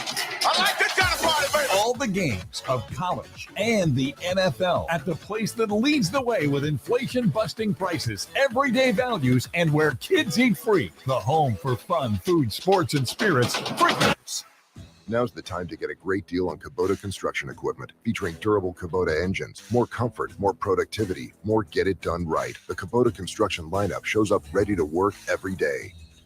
Right now, bring home select Kubota equipment for 0 down, 0% APR for up to 36 months. Now through September 30th. See us or go to KubotaUSA.com for more details. See Columbus Equipment Company, 7570 New Carlisle Pike in Dayton. If you need new roofing, siding, or gutters, skylights, or patio enclosures, if you're a homeowner or business and need someone you can trust, don't take a chance. Enhance with Lance. Lance Roofing and Siding in Fairborn has been satisfying customers since 1993 and hold an A+ rating with the Better Business Bureau. Lance Roofing and Siding, 8460 Dayton Springfield Road in Fairborn. Call for a free estimate at 864-2722. That's 864-2722 or online at lanceroofing.com. Cordell Transportation is now hiring Class A CDL drivers with a $5,000 sign-on bonus. Home daily dedicated lanes, no-touch freight, new equipment. Apply online at CordellTransportation.com. Cordell Transportation, driven to succeed. Ray Magliozzi here for eBay Motors. Okay, easy now. You're teaching your kid how to parallel park. Ouch! Turns out he likes to do it by feel. Don't worry, eBay Motors has bumpers, taillights, trunk lids, license plate holders, 122 million parts. Pull up just a little bit. And headlights. They've got lots of headlights. Get the right parts at the right prices. eBay Motors. Let's ride. Progressive presents Forced Metaphors about bundling your home and auto. When you bundle your home and auto with Progressive, you get great savings and round-the-clock protection, which is as beautiful as looking your firstborn child in the eyes for the first time. Well, that's a bit much. Maybe it's more like looking your second-born child in the eyes for like the third or fourth time. Point being, the savings and round-the-clock protection are really, really magical. Forced Metaphors, presented by Progressive. Bundle and protect today. Progressive Casualty Insurance Company and affiliates. Discount not available in all states or situations. Listen to this station anytime, anywhere on Odyssey. Odyssey is your new audio home for all the music, news, sports, and podcasts that matter to you. Odyssey. That's AUDACY. I'll second guest dinners with friends because they can be interrupted by diarrhea, gas, bloating, stomach pain, or oily stools. It turns out I have EPI, or exocrine pancreatic insufficiency, which means I'm missing the enzymes needed to digest food. My doctor prescribed Creon, pancrelipase, an oral prescription medication that replaces pancreatic digestive enzymes. Creon treats EPI due to cystic fibrosis, chronic pancreatitis, pancreatectomy, or other conditions. Creon may increase your chance of fibrosing colonopathy, a rare bowel disorder. Tell your doctor if you have a history of intestinal blockage or scarring or thickening of your bowel wall. If you're allergic to pork, or if you have gout, kidney problems, or worsening of painful swollen joints. Call your doctor if you have any unusual or severe gastrointestinal symptoms or allergic reactions. Take Creon as directed by your doctor and always with food. Do not chew capsules, as this may cause mouth irritation. Other side effects may include blood sugar changes, gas, dizziness, sore throat, and cough. These are not all the side effects of Creon. Creon is the #1 prescribed EPI treatment. Ask your doctor about Creon for EPI and visit creoninfo.com or call 800-633-9110 to learn more. That's CREON info.com.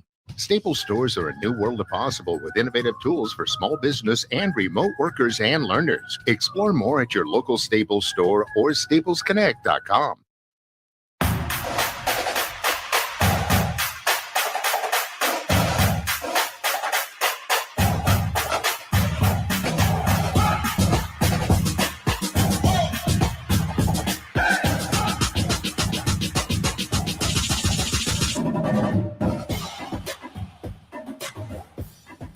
About 10, 12 minutes remaining here of the show this afternoon. We appreciate you tuning in and hanging out with us. I was off all last week in Florida. Excited to be back. Kev Nash will return to the show coming up tomorrow.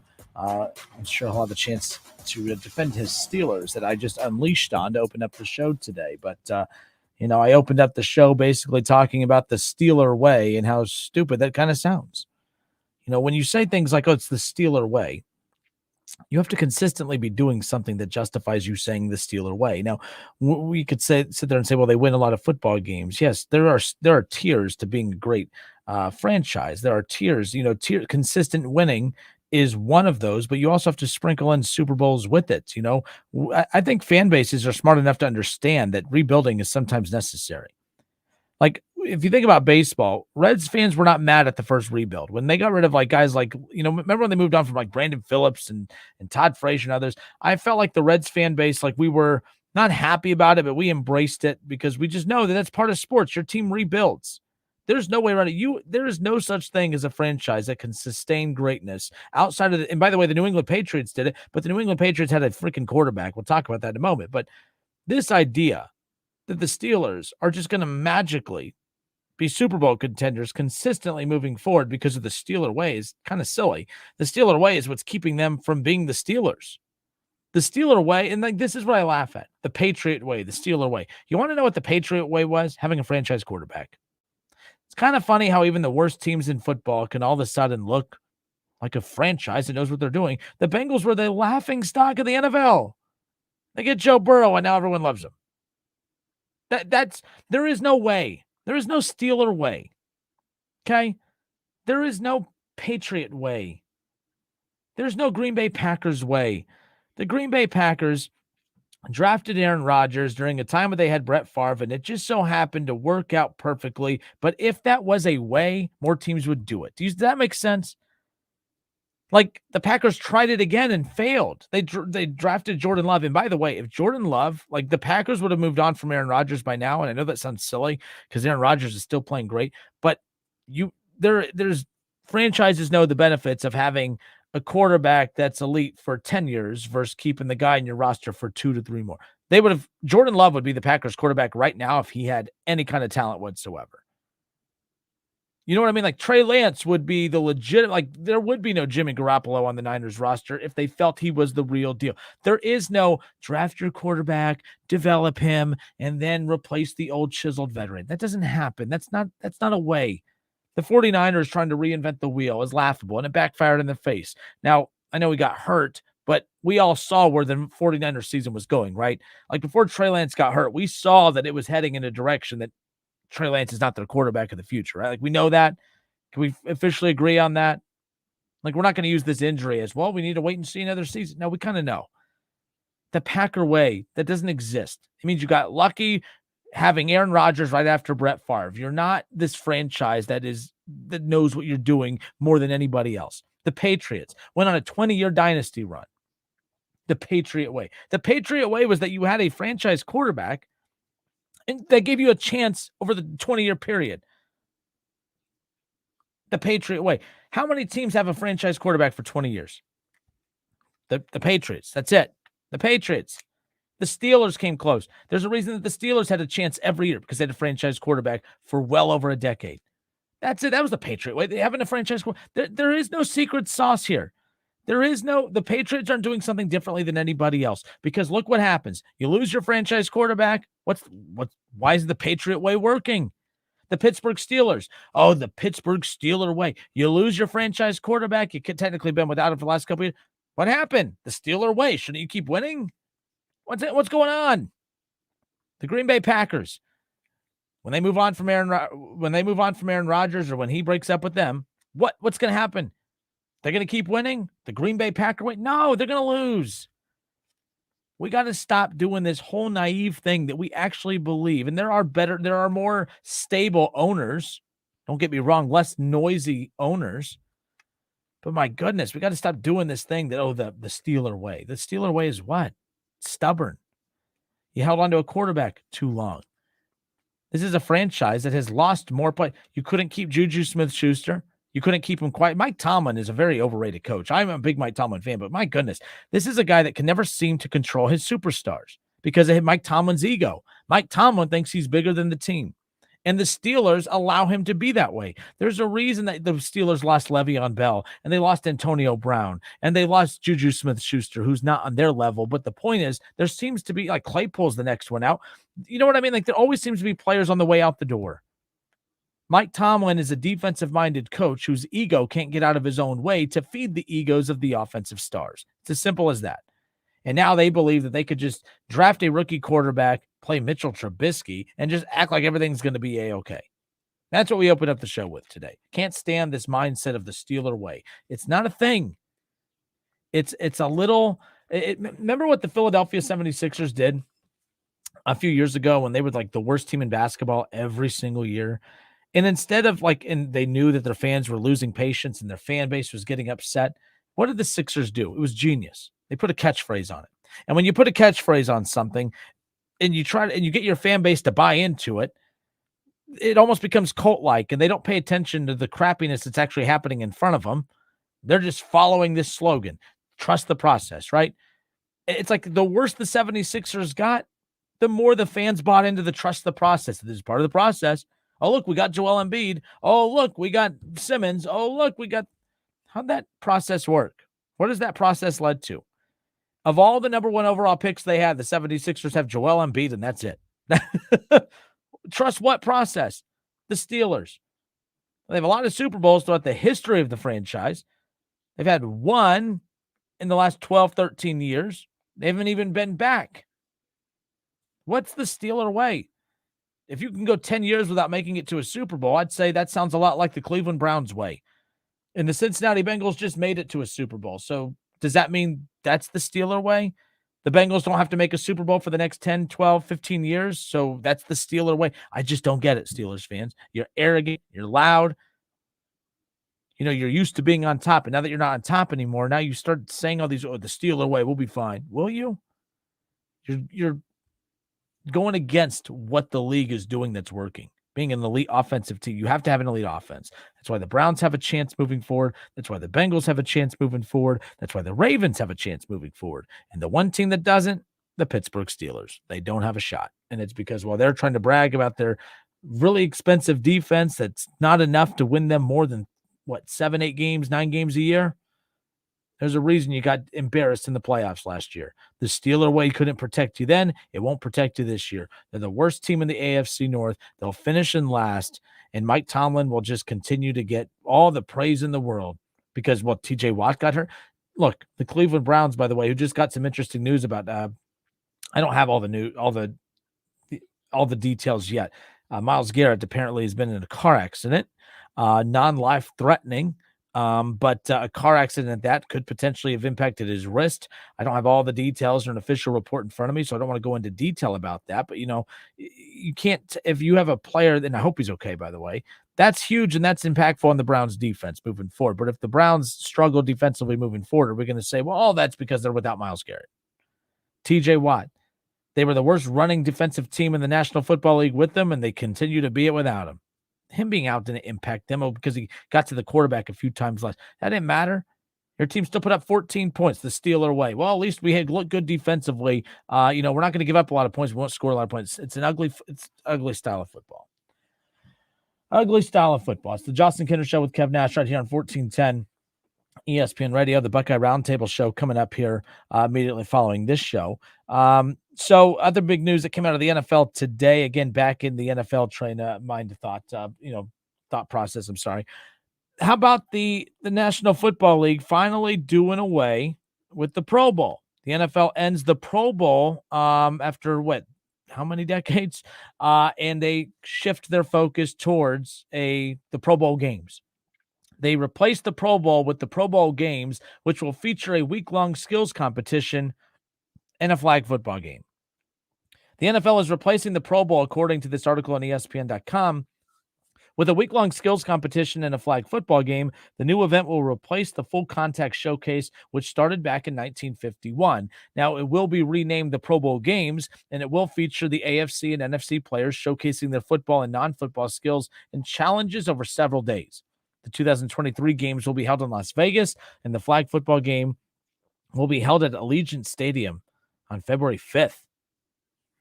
So that's the big change coming to the Pro Bowl.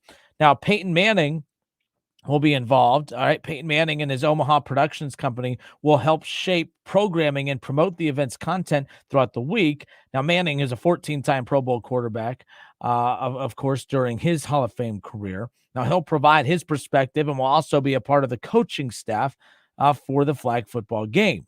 So that's kind of interesting as far as that wrinkle is concerned. Now, remember, the Pro Bowl debuted back in 1951. I believe it debuted in Los Angeles. It stayed there for about 20 plus seasons. And then the game moved to a couple different cities in the 70s and 80s, as mainly between, Miami, Phoenix. And then, of course, it became became known for being played in Hawaii, right? The quality of the play in the Pro Bowl has been often criticized as of late. Players understandably concerned about getting hurt. Like, I don't want to hear about them worried about getting hurt, man. Like, have you noticed that the more injury preventive that the league has become, the more it's taken a hit? Like, football is king, don't get me wrong, but the preseason, we're not going to play our stars in the preseason, so that's going to weaken the product on the field. The first couple of weeks have been atrocious because teams didn't play any starters in the preseason. Weeks 1 through 3 or 1 through 4 are technically the real preseason because that's the month that everyone's getting all the rust off, if you will. I don't really care about the Pro Bowl game. I think that the Pro Bowl should have been one of those things where you're named to the Pro Bowl and then there's no game, there's no competition. Just stop it. This is an opportunity for the NFL to make more money, as if it just doesn't have enough. But I think the players are going to be more open to it. But I still don't think that this is going to lead to players still lining up after a long, gruesome season, waiting to go participate in little childish flag football games. I just don't see that happening. I don't see this helping the popularity of it. I just don't. I mean, technically, haven't we been watching flag football the last couple of years anyways that no one's tuning in for? Are you really going to tune in for this? I don't think I will. I don't know. I'm not being that negative. I think it's good they got rid of the game itself, because continuing to roll that out there every year, I think it's more dangerous guys playing to not get hurt than it is guys playing hard in risk of getting hurt, is what it is. All right, the Buckeye Roundtable is coming up next right here on Dayton's home of the Buckeyes, 1410 ESPN Radio. You'll hear from head coach Ryan Day, and, of course, Paul Keels and Skip Mossick and the gang. They will span the state of Ohio and give you some of the top high school football performances, a lot of big high school performances, not just around the state, but here locally especially. How about Fairmont upsetting, Springfield? And I shouldn't say upsetting, because Fairmont's a very, very good football team. Dave Miller, the head coach of the Fairmont Firebirds, has done some fantastic coaching since taking over. That was, think about the Alter and the Fairmont rivalry. It was all Alter. It wasn't even a rivalry. It was just Alter. It was just Alter beating up on Fairmont. That's what it was. Then Dave Miller comes around. They've dominated that rivalry since he's taken over. They're a playoff team more times than not, and they play an unconventional style when it comes to the run game. It's just run. It's not the most entertaining to watch, but they somehow find a way to make it entertaining because they just bludgeon teams. And that physical, hard-nosed defense, complemented by the run game that they can control the clock and the tempo, they took care of business against Springfield, and that's why they're going to be our game of the week this week, as they have Miamisburg in town. Fairmont Firebirds and, of course, the Miamisburg Vikings, Week 7 high school football action right here on 1410 ESPN Radio this Friday night. The Buckeye Roundtable coming up next right here on 1410 ESPN Radio.